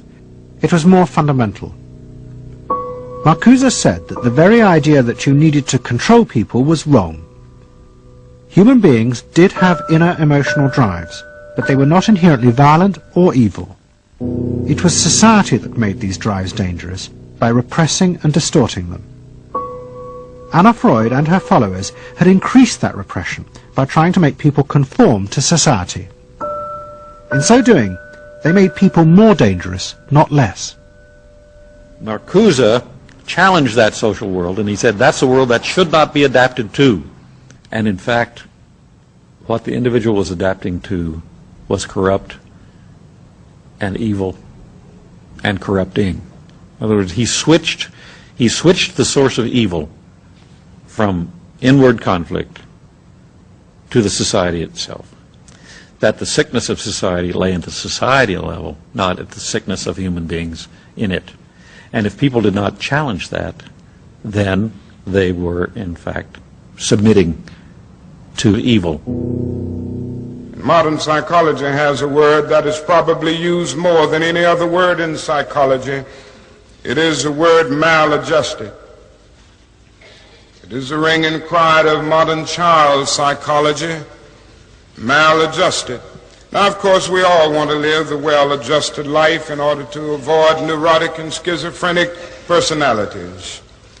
But as I move toward my conclusion, I would like to say to you today, in a very honest manner, that there are some things in our society and some things in our world for which I'm proud to be maladjusted. And I call upon all men of goodwill to be maladjusted to these things until the good society is realized. I must honestly say to you that I never intend to adjust myself to racial segregation and discrimination. I never intend to adjust myself to religious bigotry. I never intend to adjust myself to economic conditions that will take necessities from the many to give luxuries to the few and leave millions of God's children smothering in an airtight cage of poverty in the midst of an affluent society. The political influence of the Freudian psychoanalysts was over. Instead, they were now accused of having helped to create a repressive form of social control. Anna Freud and Dorothy Burlingham lived on in Sigmund Freud's old house in London. In 1970, Dorothy's son Bob died of alcoholism. And in 1973, his sister Mabby returned for yet more analysis with Anna Freud. She went back for more analysis. She was living at 20 Maresfield Gardens in the Freud house, as I guess she did when she wasn't with her husband, and she committed suicide. She took an overdose of sleeping pills. In Freud's own house? In Freud's own house, right.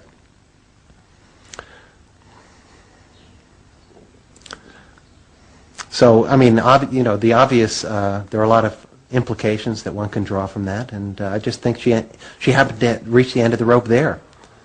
Although it would seem to be a very pointed act. Obviously, suicide is a very politicized act, and to do it in Sigmund Freud's own house is certainly different from doing it in Riverdale back in New York.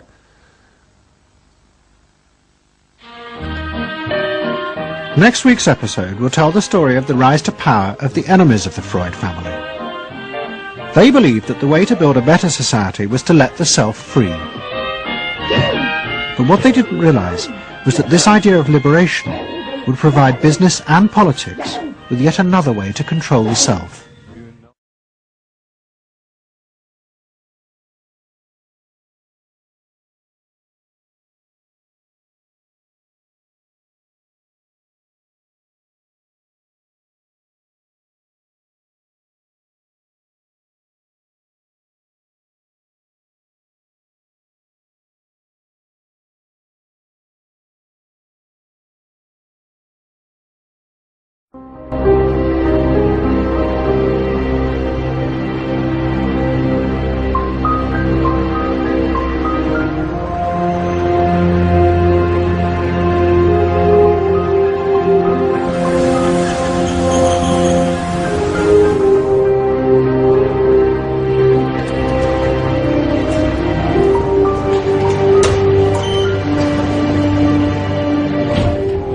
Es Marcos, de Barcelona, pero podría ser cualquiera, en cualquier otra parte.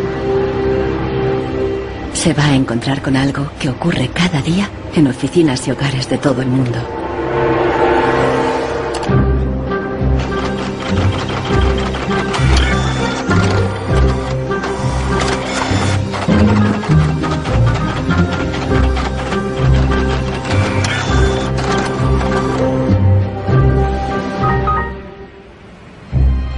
Una pieza de la impresora ha fallado y el fabricante recomienda llevarla al servicio técnico. El meu tècnic fa un diagnòstic previ, però aquest diagnòstic ja són 15 euros més IVA. Seguramente será difícil encontrar las piezas para poder repararla. Realment, reparar-la no li surt molt a compte. Que reparar-la parlem d'uns 110, 120 euros. Tienes impresoras desde 39 euros. Jo t'aconsellaria que miressis impressores noves. Així que, sens dubte, jo em compraria una nova, No es casualidad que los tres vendedores sugieran comprar una nueva impresora. Si acepta, Marcos será una víctima más de la obsolescencia programada, el motor secreto de nuestra sociedad de consumo. Our role in life seems to be just to consume things with credit, to borrow money to buy things we don't need. Nous vivons dans une société dominée par une économie de croissance dont la logique est non pas croître pour satisfaire les besoins, mais croître pour croître. So if the consumer does not purchase, the economy is not going to grow. Planned obsolescence. The desire on the part of a consumer to own something a little newer, a little sooner than is necessary. En este documental revelaremos cómo la obsolescencia programada ha definido nuestras vidas desde los años 20, cuando los fabricantes empezaron a acortar la vida de los productos para aumentar las ventas. Also hat man sich gedacht, dann beschränken wir einfach die Lebensdauer auf 1000 Stunden. Descubriremos que diseñadores e ingenieros se vieron forzados a adoptar nuevos valores y objetivos. Was back to the drawing board and come out with something that was more fragile. Take time, those things. Take time them. So when you finally paid for them, they're used up. Conoceremos una nueva generación de consumidores que está llevando la contraria a los fabricantes. ¿Es viable una economía sin obsolescencia programada y sin su impacto sobre el medio ambiente? Posterity will never forgive us. Posterity will suddenly find out about the throwaway lifestyles of people in the advanced countries.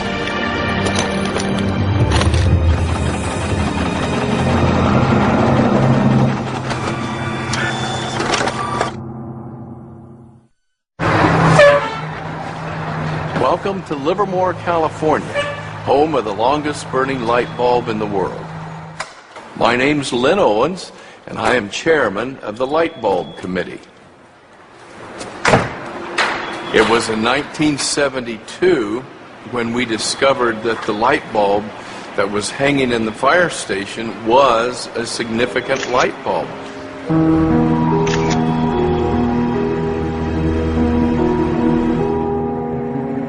La bombilla de Livermore ha estado funcionando sin interrupción desde 1901.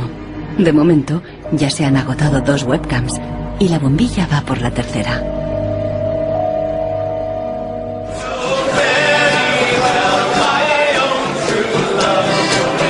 En 2001, cuando la bombilla cumplió un siglo, Livermore organizó una gran fiesta de cumpleaños al estilo americano. I think we were hoping if we would get 200 people we'd be happy, and we ended up with 800 or 900 people showing up. One nation, under God, indivisible, with liberty and justice. You think anybody would sing happy birthday to a light bulb? Well, we didn't think they would, but they did.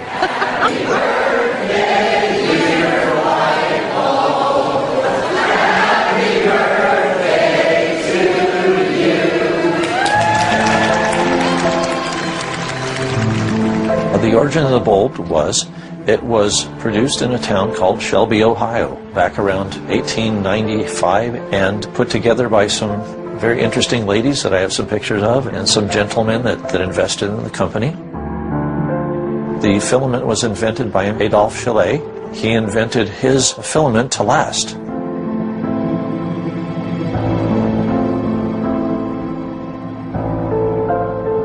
Why does his filament last? I don't know. It's a secret that he made and that died with him. La fórmula para un filamento de larga duración no es el único misterio en la historia de las bombillas.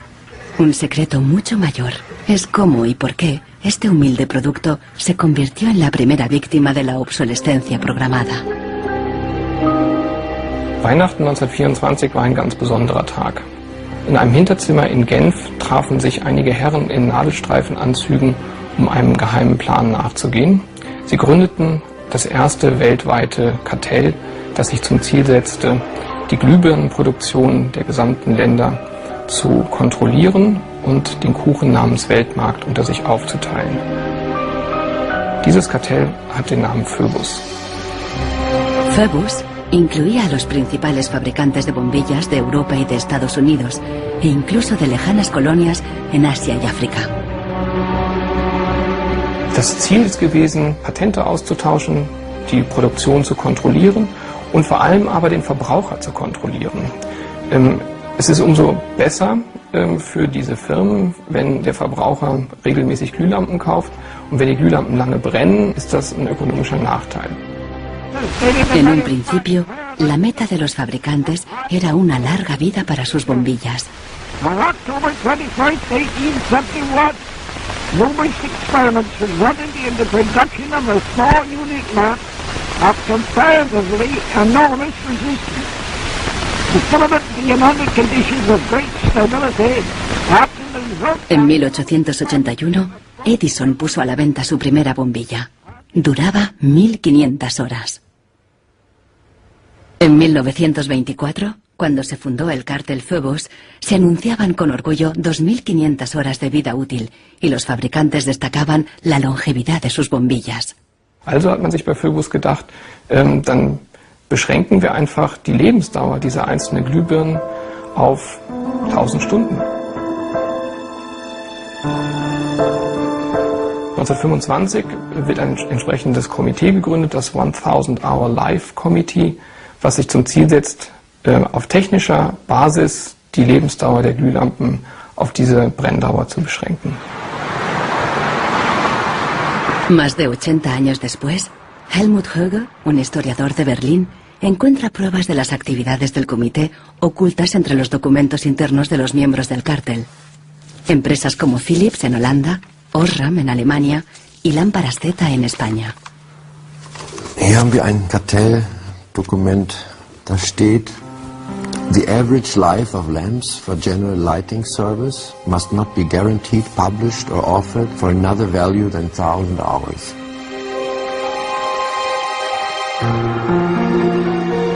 Presionados por el cártel, los fabricantes realizaron experimentos para crear una bombilla más frágil que cumpliera con la nueva norma de las 1000 horas.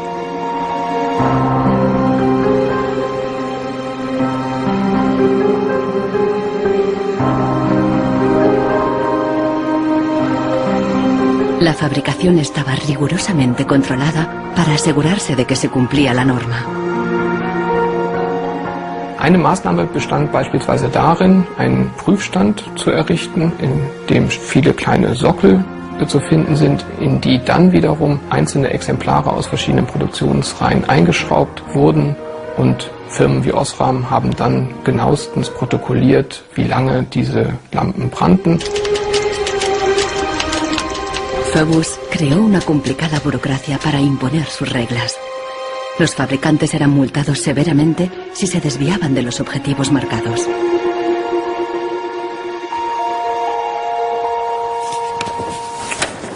Hier haben wir eine Straftabelle aus dem Jahr 1929, die genau zeigt, wie viel Schweizer Franken Strafe für 1000 verkaufte Glühbirnen die Mitglieder des Kartells zahlen müssen, wenn die Lampen länger halten als zum Beispiel 1500 Stunden.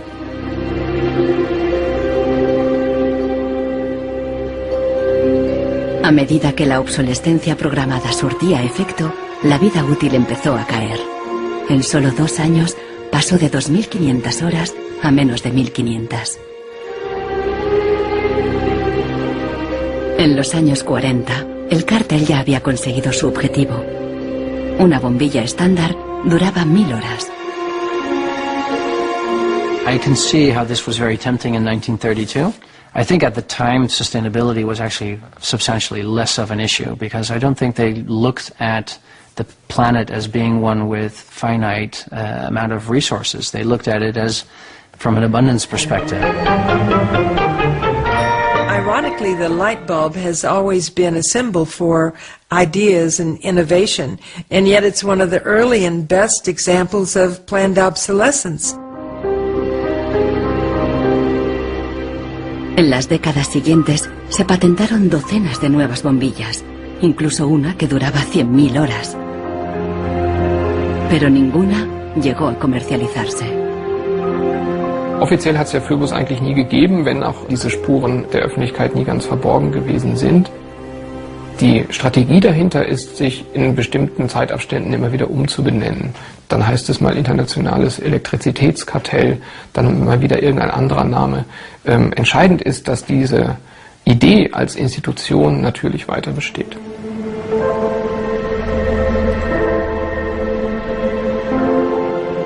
En Barcelona, Marcos ha ignorado el consejo de los vendedores de reemplazar la impresora. Está decidido a repararla y ha encontrado a alguien en Internet que ha descubierto qué le ocurre a su impresora. It's the dirty little secret of inkjet printers. I tried to print a document and it said parts inside your printer require replacement, so I decided to do a little servicing of my own. Hello, Marcos. I got your message. Marcos ha contactado con el autor del video. How are you? I looked into it, and it turns out that there's a thing in the bottom of the printer called a waste ink reservoir. And the way inkjet printers work is they constantly have to clean the print heads, and they do that by squirting ink through them down a hole in the bottom of the printer into this great big sponge. There's just a preset time when it's squirted a certain number of drops down there that then the printer decides it's full of ink and won't function anymore. Mm-hmm. The justification is they don't want to put ink all over your desk. But I think the problem goes deeper than that. It's the way the technology works. It's just designed to fail.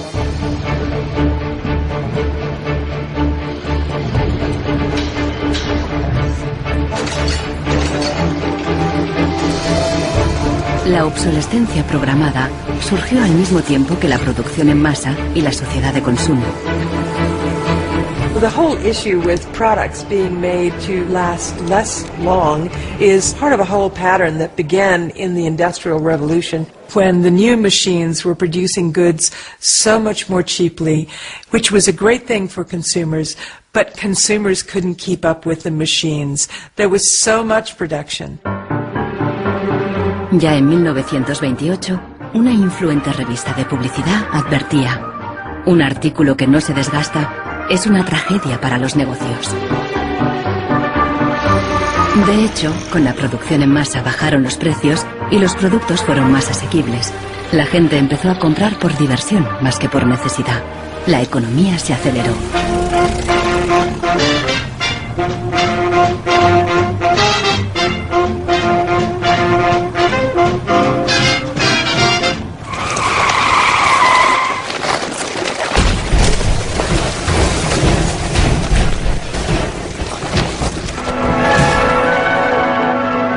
En 1929, la crisis de Wall Street frenó en seco la incipiente sociedad de consumo y llevó a los Estados Unidos a una profunda recesión económica.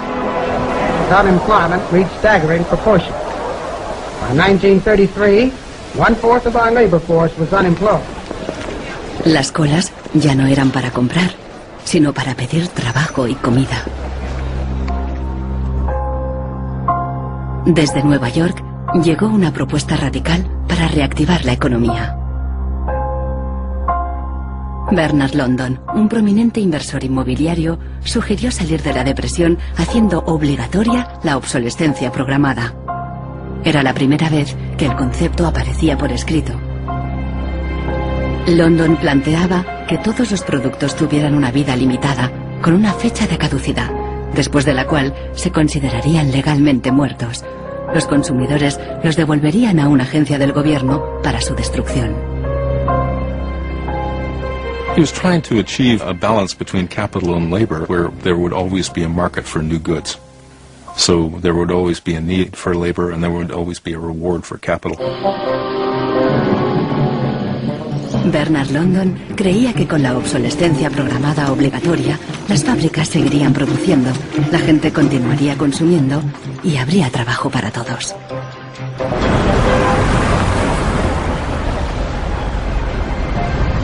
Giles Slade está en Nueva York para saber más sobre la persona que hay detrás de la idea. Se pregunta si con la obsolescencia Bernard London pretendía maximizar los beneficios o bien ayudar a los parados. Dorothea Weitzner conoció a Bernard London en los años 30 durante una excursión familiar. Don't tell me which one he is. And let's see. Ah, isn't that interesting? Yes. Definitely intellectual looking. And you met Bernard London in 1933. When I was about 16, 17, my dad and mother had this big Cadillac car, which was the size of a Zeppelin. Mother was driving like a chauffeur. Dad was in the front, and Mr. and Mrs. London were in the back of the big limousine. Dad said that Mr. London should explain his philosophy to me. He's a very interesting man. And he just told me in a few words that that was his idea to reduce the depression. We were in an economic mess, worse than today even. He was obsessed with this idea. Like an artist is utterly obsessed with his paintings, you know. He actually whispered to me in the car, afraid that his theory might be too radical. De hecho, la idea de Bernard London pasó inadvertida y la obsolescencia obligatoria nunca se puso en práctica.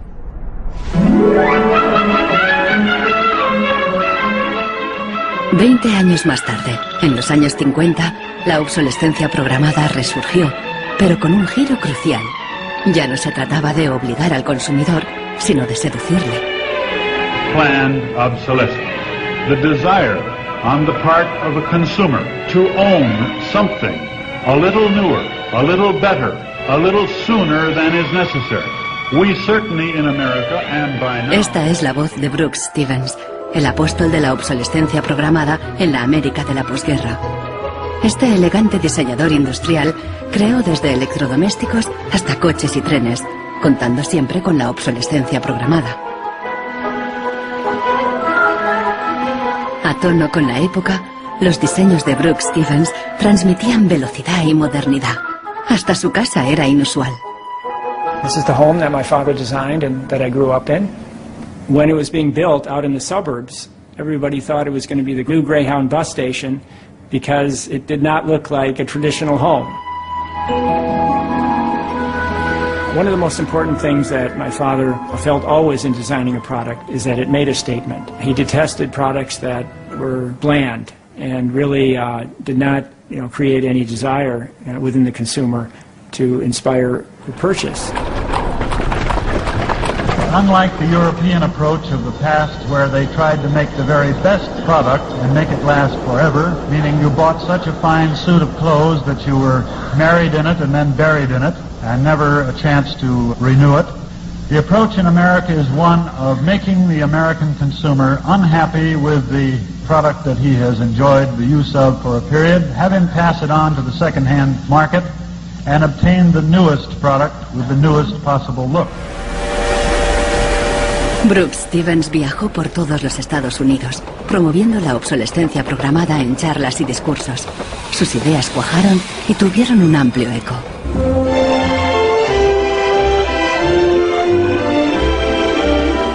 Women and men alike are increasingly interested in the look of things. They eagerly give their attention to what's new and beautiful and advanced. El diseño y el marketing seducían al consumidor para que deseara siempre el último modelo. My father never designed a product to intentionally fail or become obsolete for some functional reason in a short period of time. Planned obsolescence is absolutely at the consumer's discretion. No one is forcing the consumer to go into the store and purchase a product. They go in under their own free will. That's their choice.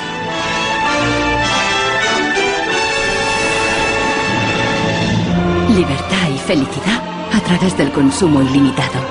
El estilo de vida americano de los años 50 sentó las bases de la sociedad de consumo actual.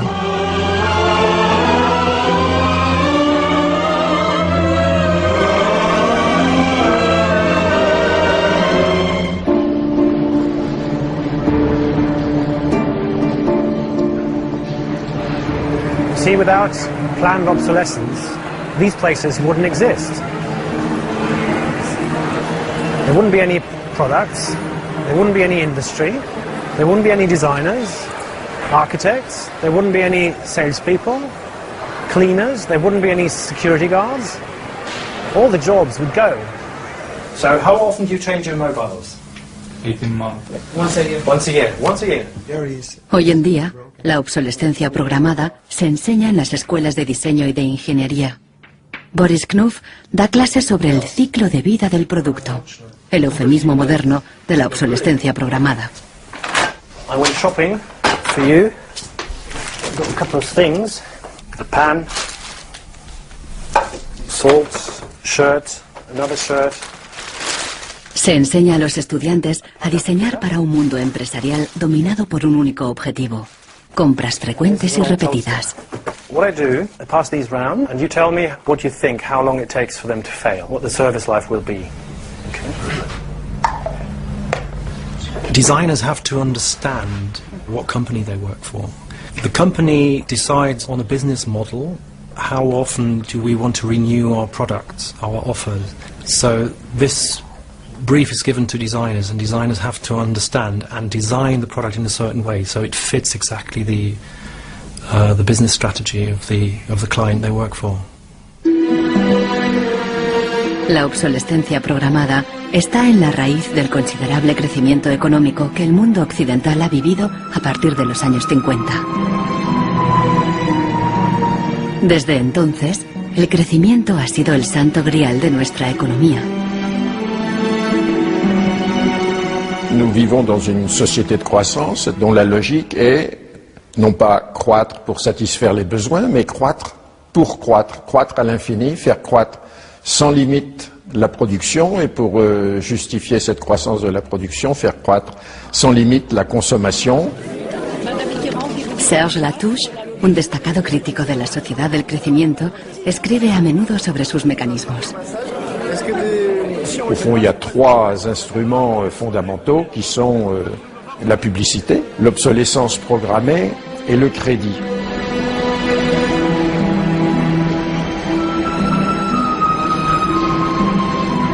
In the last generation or so, our role in life seems to be just to consume things with credit, to borrow money to buy things we don't need. That makes no real sense to me at all.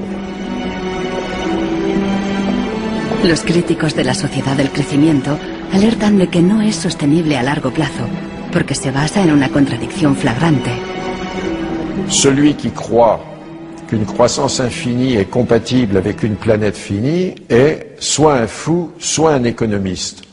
Le drame, c'est qu'au fond, nous sommes tous des économistes maintenant. Why is it that a new product is created every 3 minutes somewhere in the world? Is this necessary? I think a lot of people have realized that things need to change when they're being told by politicians to go shopping or to start consuming as the best way to restart the economy. On peut dire qu'avec la société de croissance, on est embarqué dans un bolide qui désormais manifestement n'a plus de pilote, qui va à toute allure et dont on peut prévoir le destin qui est soit de se fracasser contre un mur, soit de sombrer dans un précipice.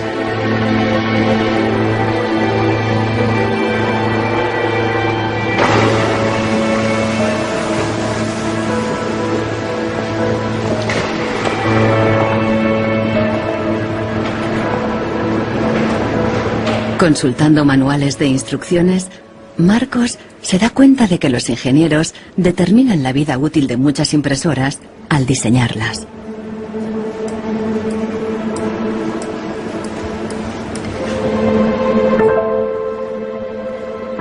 Lo consiguen colocando un chip dentro de la impresora.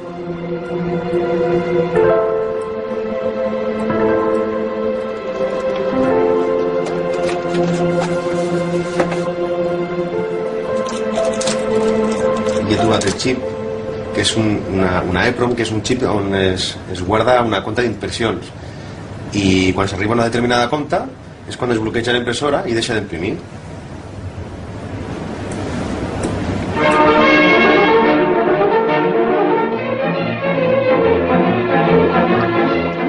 opinan los ingenieros cuando tienen que diseñar un producto para que falle? El dilema se refleja en un clásico del cine británico de 1951, donde un joven químico inventa un hilo que no se desgasta nunca. El químico cree que ha conseguido un gran progreso.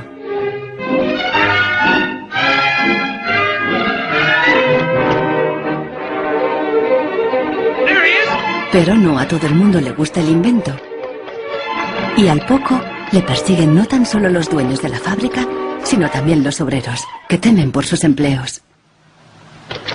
Well, that's really interesting, and it reminds me of something that actually happened in the textile industry. En 1940, el gigante químico DuPont presentó una fibra sintética revolucionaria, el nylon.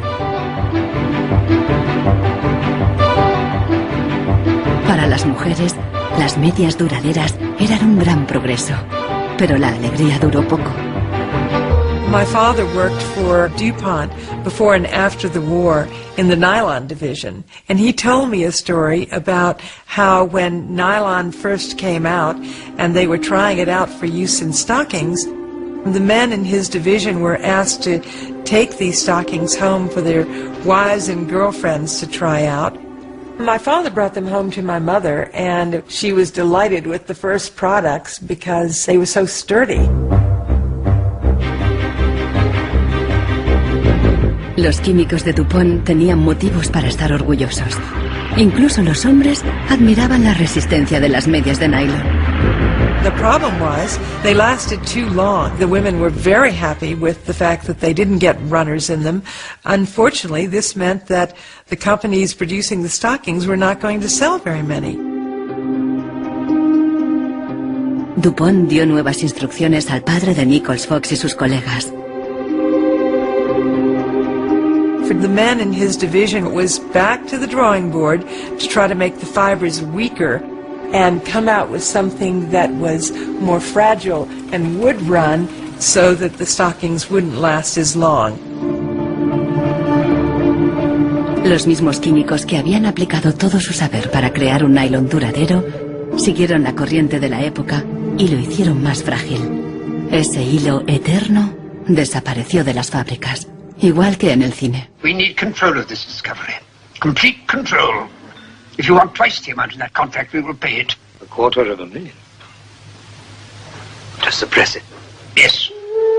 ¿Qué opinaban los químicos de DuPont de reducir la vida de un producto deliberadamente? Must have been frustrating for the engineers to have to use their skills to make an inferior product after they'd tried so hard to make a good product. But in a way, I suppose that's the outsider's view. Probably they just had a job to do. Make it strong, make it weak. That was their job. Engineers were in a really complicated ethical time. This confrontation with planned obsolescence provoked them to examine their most basic ethical concepts. There was an old school of engineers who believed that they should make a permanent, usable product that would never break. And there was a new school of engineers that were driven by the market who were clearly interested in making the most disposable product that they could. And this debate resolved itself by these new school of engineers taking over. La obsolescencia programada no solo afectó a ingenieros. La frustración de los consumidores se hizo eco en el clásico teatral de Arthur Miller, Muerte de un viajante. Como Willy Lomax, los consumidores solo podían quejarse. Once in my life, I'd like to own something outright before it's broken. I'm always in a race with the junkyard. Just finished paying for the car and it's on its last legs. The refrigerator consumes belts like a crazy maniac.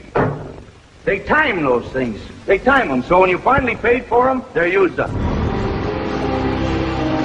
Los consumidores no sabían que al otro lado del telón de acero, en los países del bloque del Este, había una economía entera sin obsolescencia programada.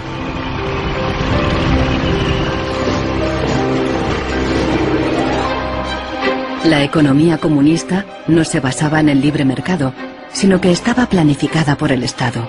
Era poco eficiente y sufría una falta de recursos crónica.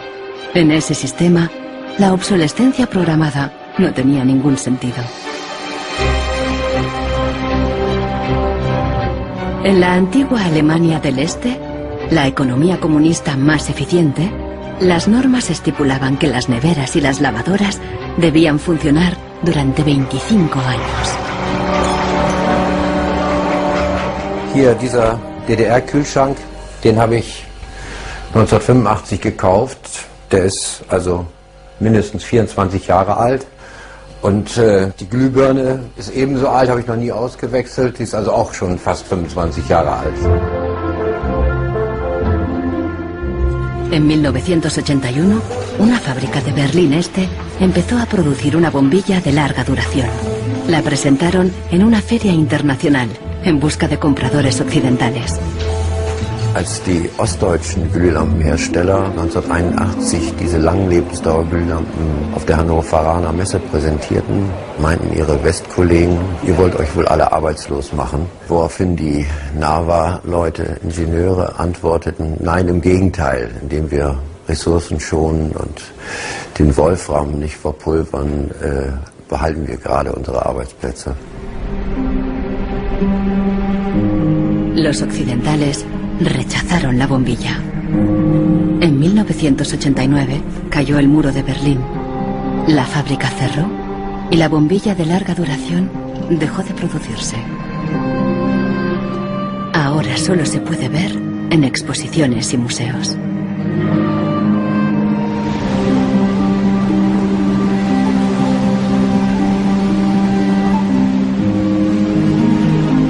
Veinte años después de la caída del muro de Berlín, el consumismo desenfrenado se da tanto en el este como en el oeste.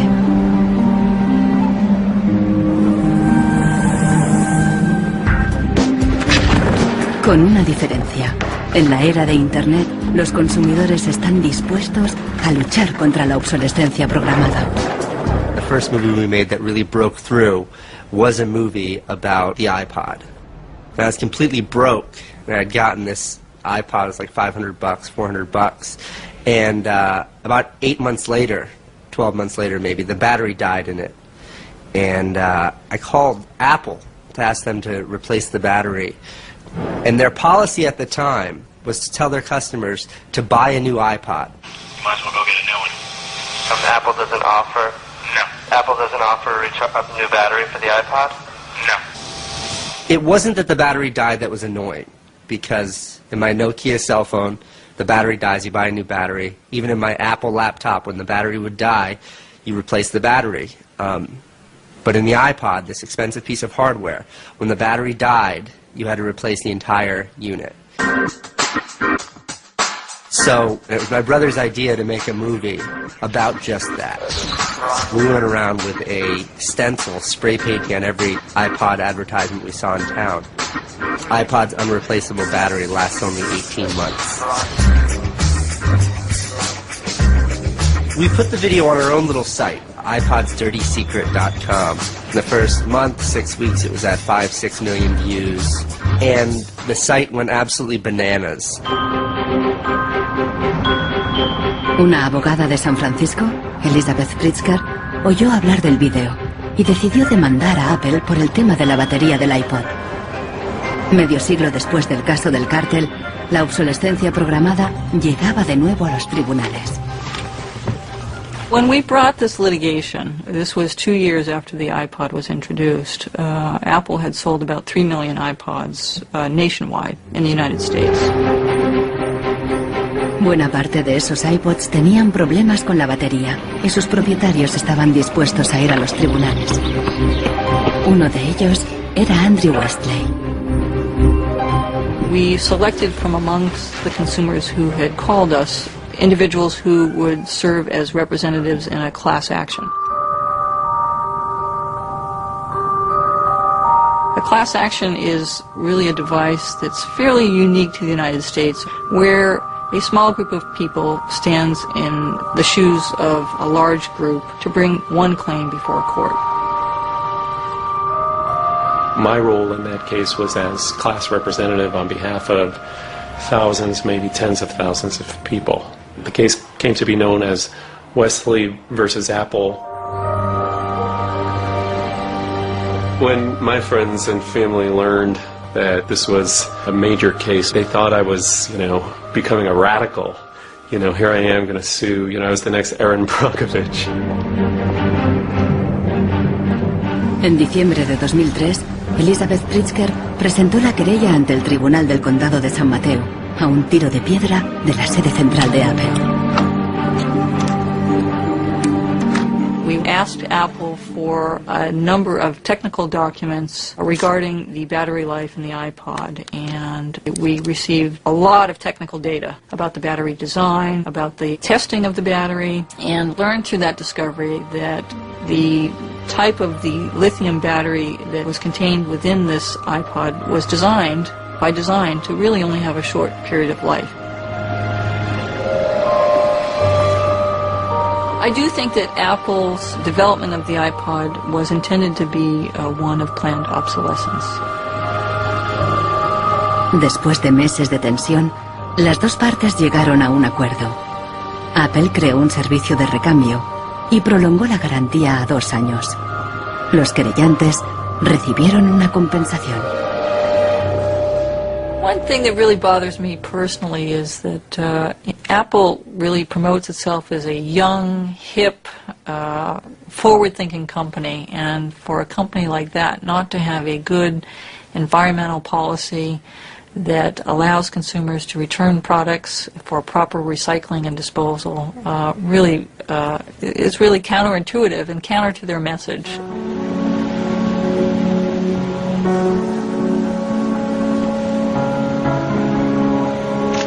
La obsolescencia programada provoca un flujo constante de residuos que acaban en países del tercer mundo como Ghana, en África.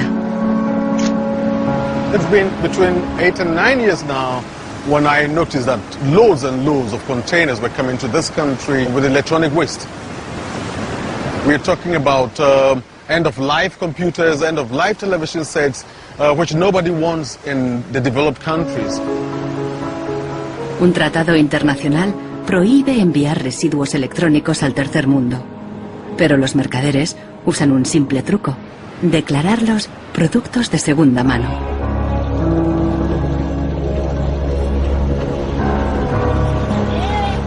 Más del 80% de los residuos electrónicos que llegan a Ghana no se pueden reparar y acaban abandonados en vertederos por todo el país.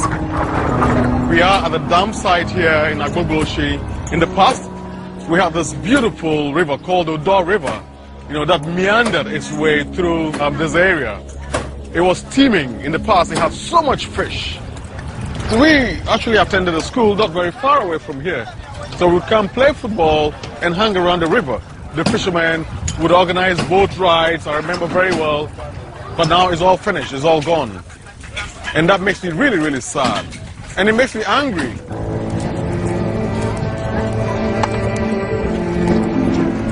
Hoy en día, aquí no hay niños jugando después de clase.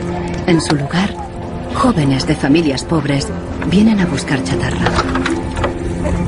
Queman la funda de plástico de los cables para obtener el metal que llevan dentro.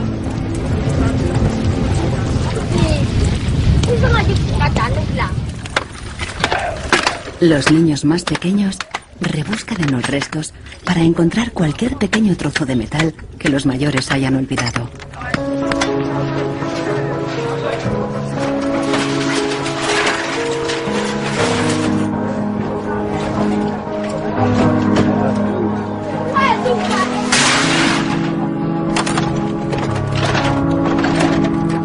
Some of those behind the shipment have said that, well, we're trying to bridge the digital divide between Europe, America, and then the rest of Africa and Ghana, of course. But the reality is that these computers that are sent here simply do not work. There's no point in receiving electronic waste when you cannot deal with it, more so when you did not produce it and your country is being used as the world's trash bin.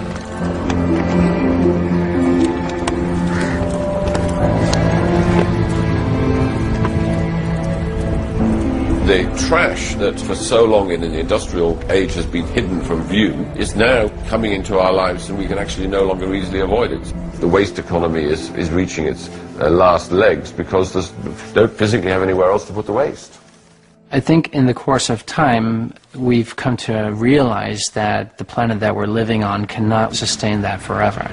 There's a limit to natural resources, and there's a limit to energy resources that we have. Posterity will never forgive us. Posterity will suddenly find out about the throwaway attitudes, the throwaway lifestyles of people in the advanced countries.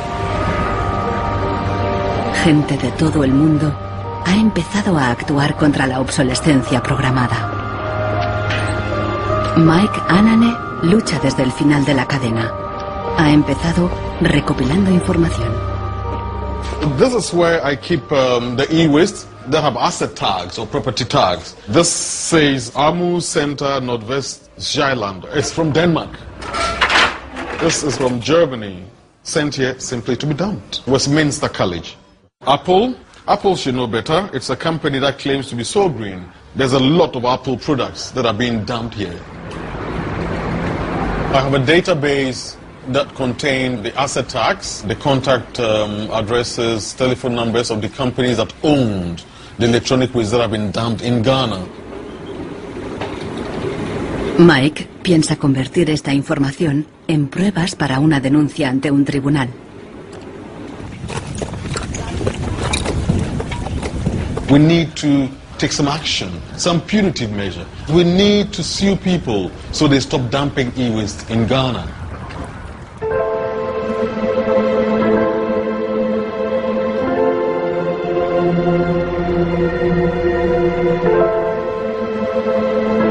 Marcos está en internet de nuevo buscando cómo alargar la vida de su impresora. Una web de Rusia parece ofrecer un software gratuito para impresoras con un chip contador. El programador se ha tomado la molestia de explicar su motivación personal. This happens due to bad construction. This is their business model. Not a good one for user and environment. So I looked and found a way to make user-friendly software to allow active users reset an input counter. Marcos no sabe qué puede pasar, pero decide bajarse el software de todos modos. Desde un pequeño pueblo en Francia, John Zacara lucha contra la obsolescencia programada, ayudando a gente de todo el mundo a compartir ideas de negocio y de diseño. In all poorer countries, things are repaired automatically. The notion you throw a product away just because it breaks for some reason is completely unknowable and unthinkable, actually, to somebody in the south. In India, there's an actual word, jugaad, to describe this tradition of being able to fix things pretty much regardless of the complexity of it. We try to find people who are actively doing projects in the world rather than just talking about things or making abstract statements about how awful things are or what has to be changed. Uno de ellos es Warner Phillips, descendiente de la dinastía de los fabricantes de bombillas. I remember my grandfather taking me to one of the Philips factories in Eindhoven to show me how light bulbs were mass manufactured in factories. This is very, very cool.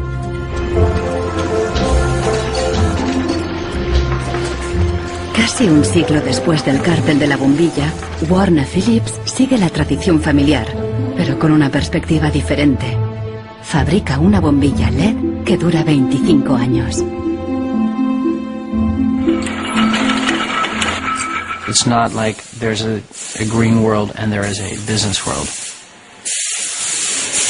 I think business and sustainability go hand in hand. It's actually the best basis to build a business on.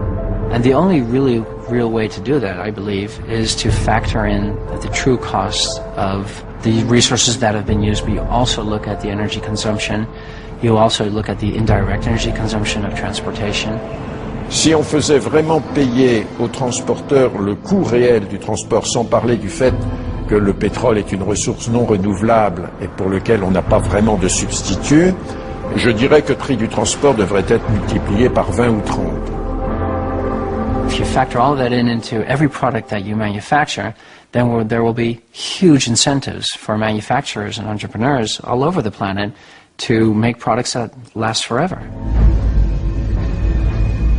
También se puede luchar contra la obsolescencia programada replanteando la ingeniería y la producción de los productos. Un concepto nuevo, de la cuna a la cuna. Afirma que si las fábricas funcionaran como la naturaleza, la propia obsolescencia quedaría obsoleta. Wenn man über Umweltschutz redet, meint man bei uns immer sparen, verzichten, vermeiden, reduzieren, Nullabfall, weniger schädlich. Wenn man sich die Natur aber im Frühling anschaut, ein Kirschbaum, kein Sparen, kein Verzichten, kein Vermeiden. El ciclo natural produce en abundancia, pero las flores caídas y las hojas secas no son residuos, sino nutrientes para otros organismos.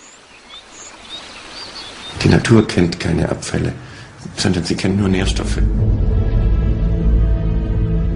Braungart cree que la industria puede imitar el ciclo virtuoso de la naturaleza.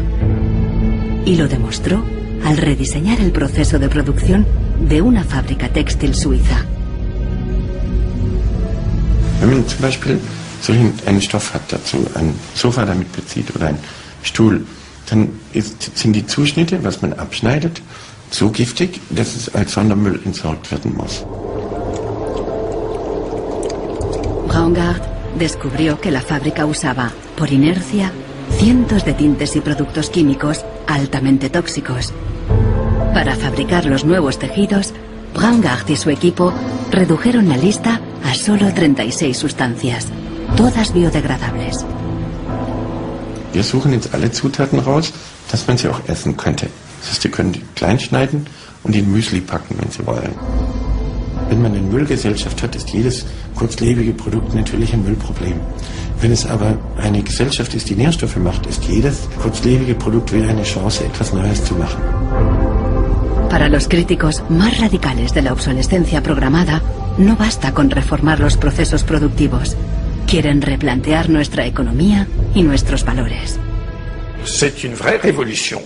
C'est d'abord une révolution culturelle, parce que c'est un changement de paradigme, c'est un changement de mentalité. Esta revolución se llama decrecimiento. Serge Latouche viaja de charla en charla explicando cómo abandonar la sociedad de crecimiento definitivamente. La décroissance, c'est un slogan provocateur qui a pour fonction de rompre avec le discours un peu euphorisant de la croissance possible, infinie, soutenable, et donc pour marquer la nécessité de changer de logique. L'essentiel du programme, en quelque sorte de la décroissance, tient en un mot réduire.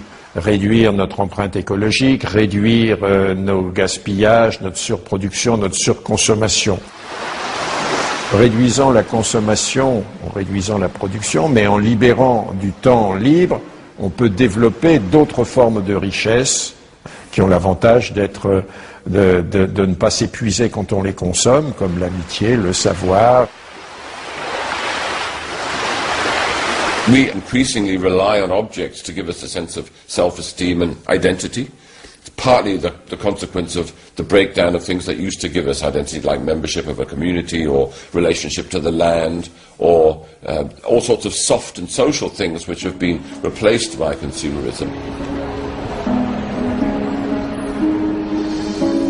Si le bonheur dépendait du niveau de consommation, on devrait être dans la félicité absolue, parce que nous consommons 26 fois plus que du temps de Marx. Mais toutes les enquêtes montrent que les gens ne sont pas 20 fois plus heureux, parce que le bonheur est toujours quelque chose de subjectif, évidemment. Los críticos del decrecimiento temen que destruirá la economía y nos llevará de vuelta a la edad de piedra. Revenir à une société soutenable, c'est-à-dire une société dont l'empreinte écologique ne dépasse pas une planète, eh bien, ça n'est pas revenir à l'âge de pierre, c'est revenir, toutes choses égales d'ailleurs, pour un pays comme la France, aux années 60. Ça n'est pas vraiment l'âge de pierre. On peut dire que la société de décroissance réalise la vision de Gandhi qui disait Le monde est assez grand pour satisfaire les besoins de tous, mais il sera toujours trop petit pour satisfaire l'avidité de quelques-uns.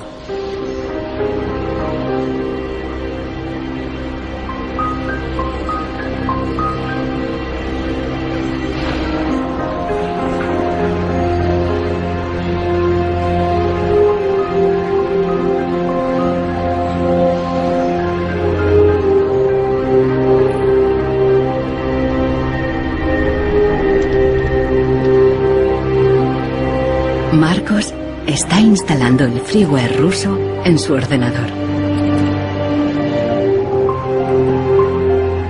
Con el nuevo programa, puede poner a cero el chip contador de la impresora.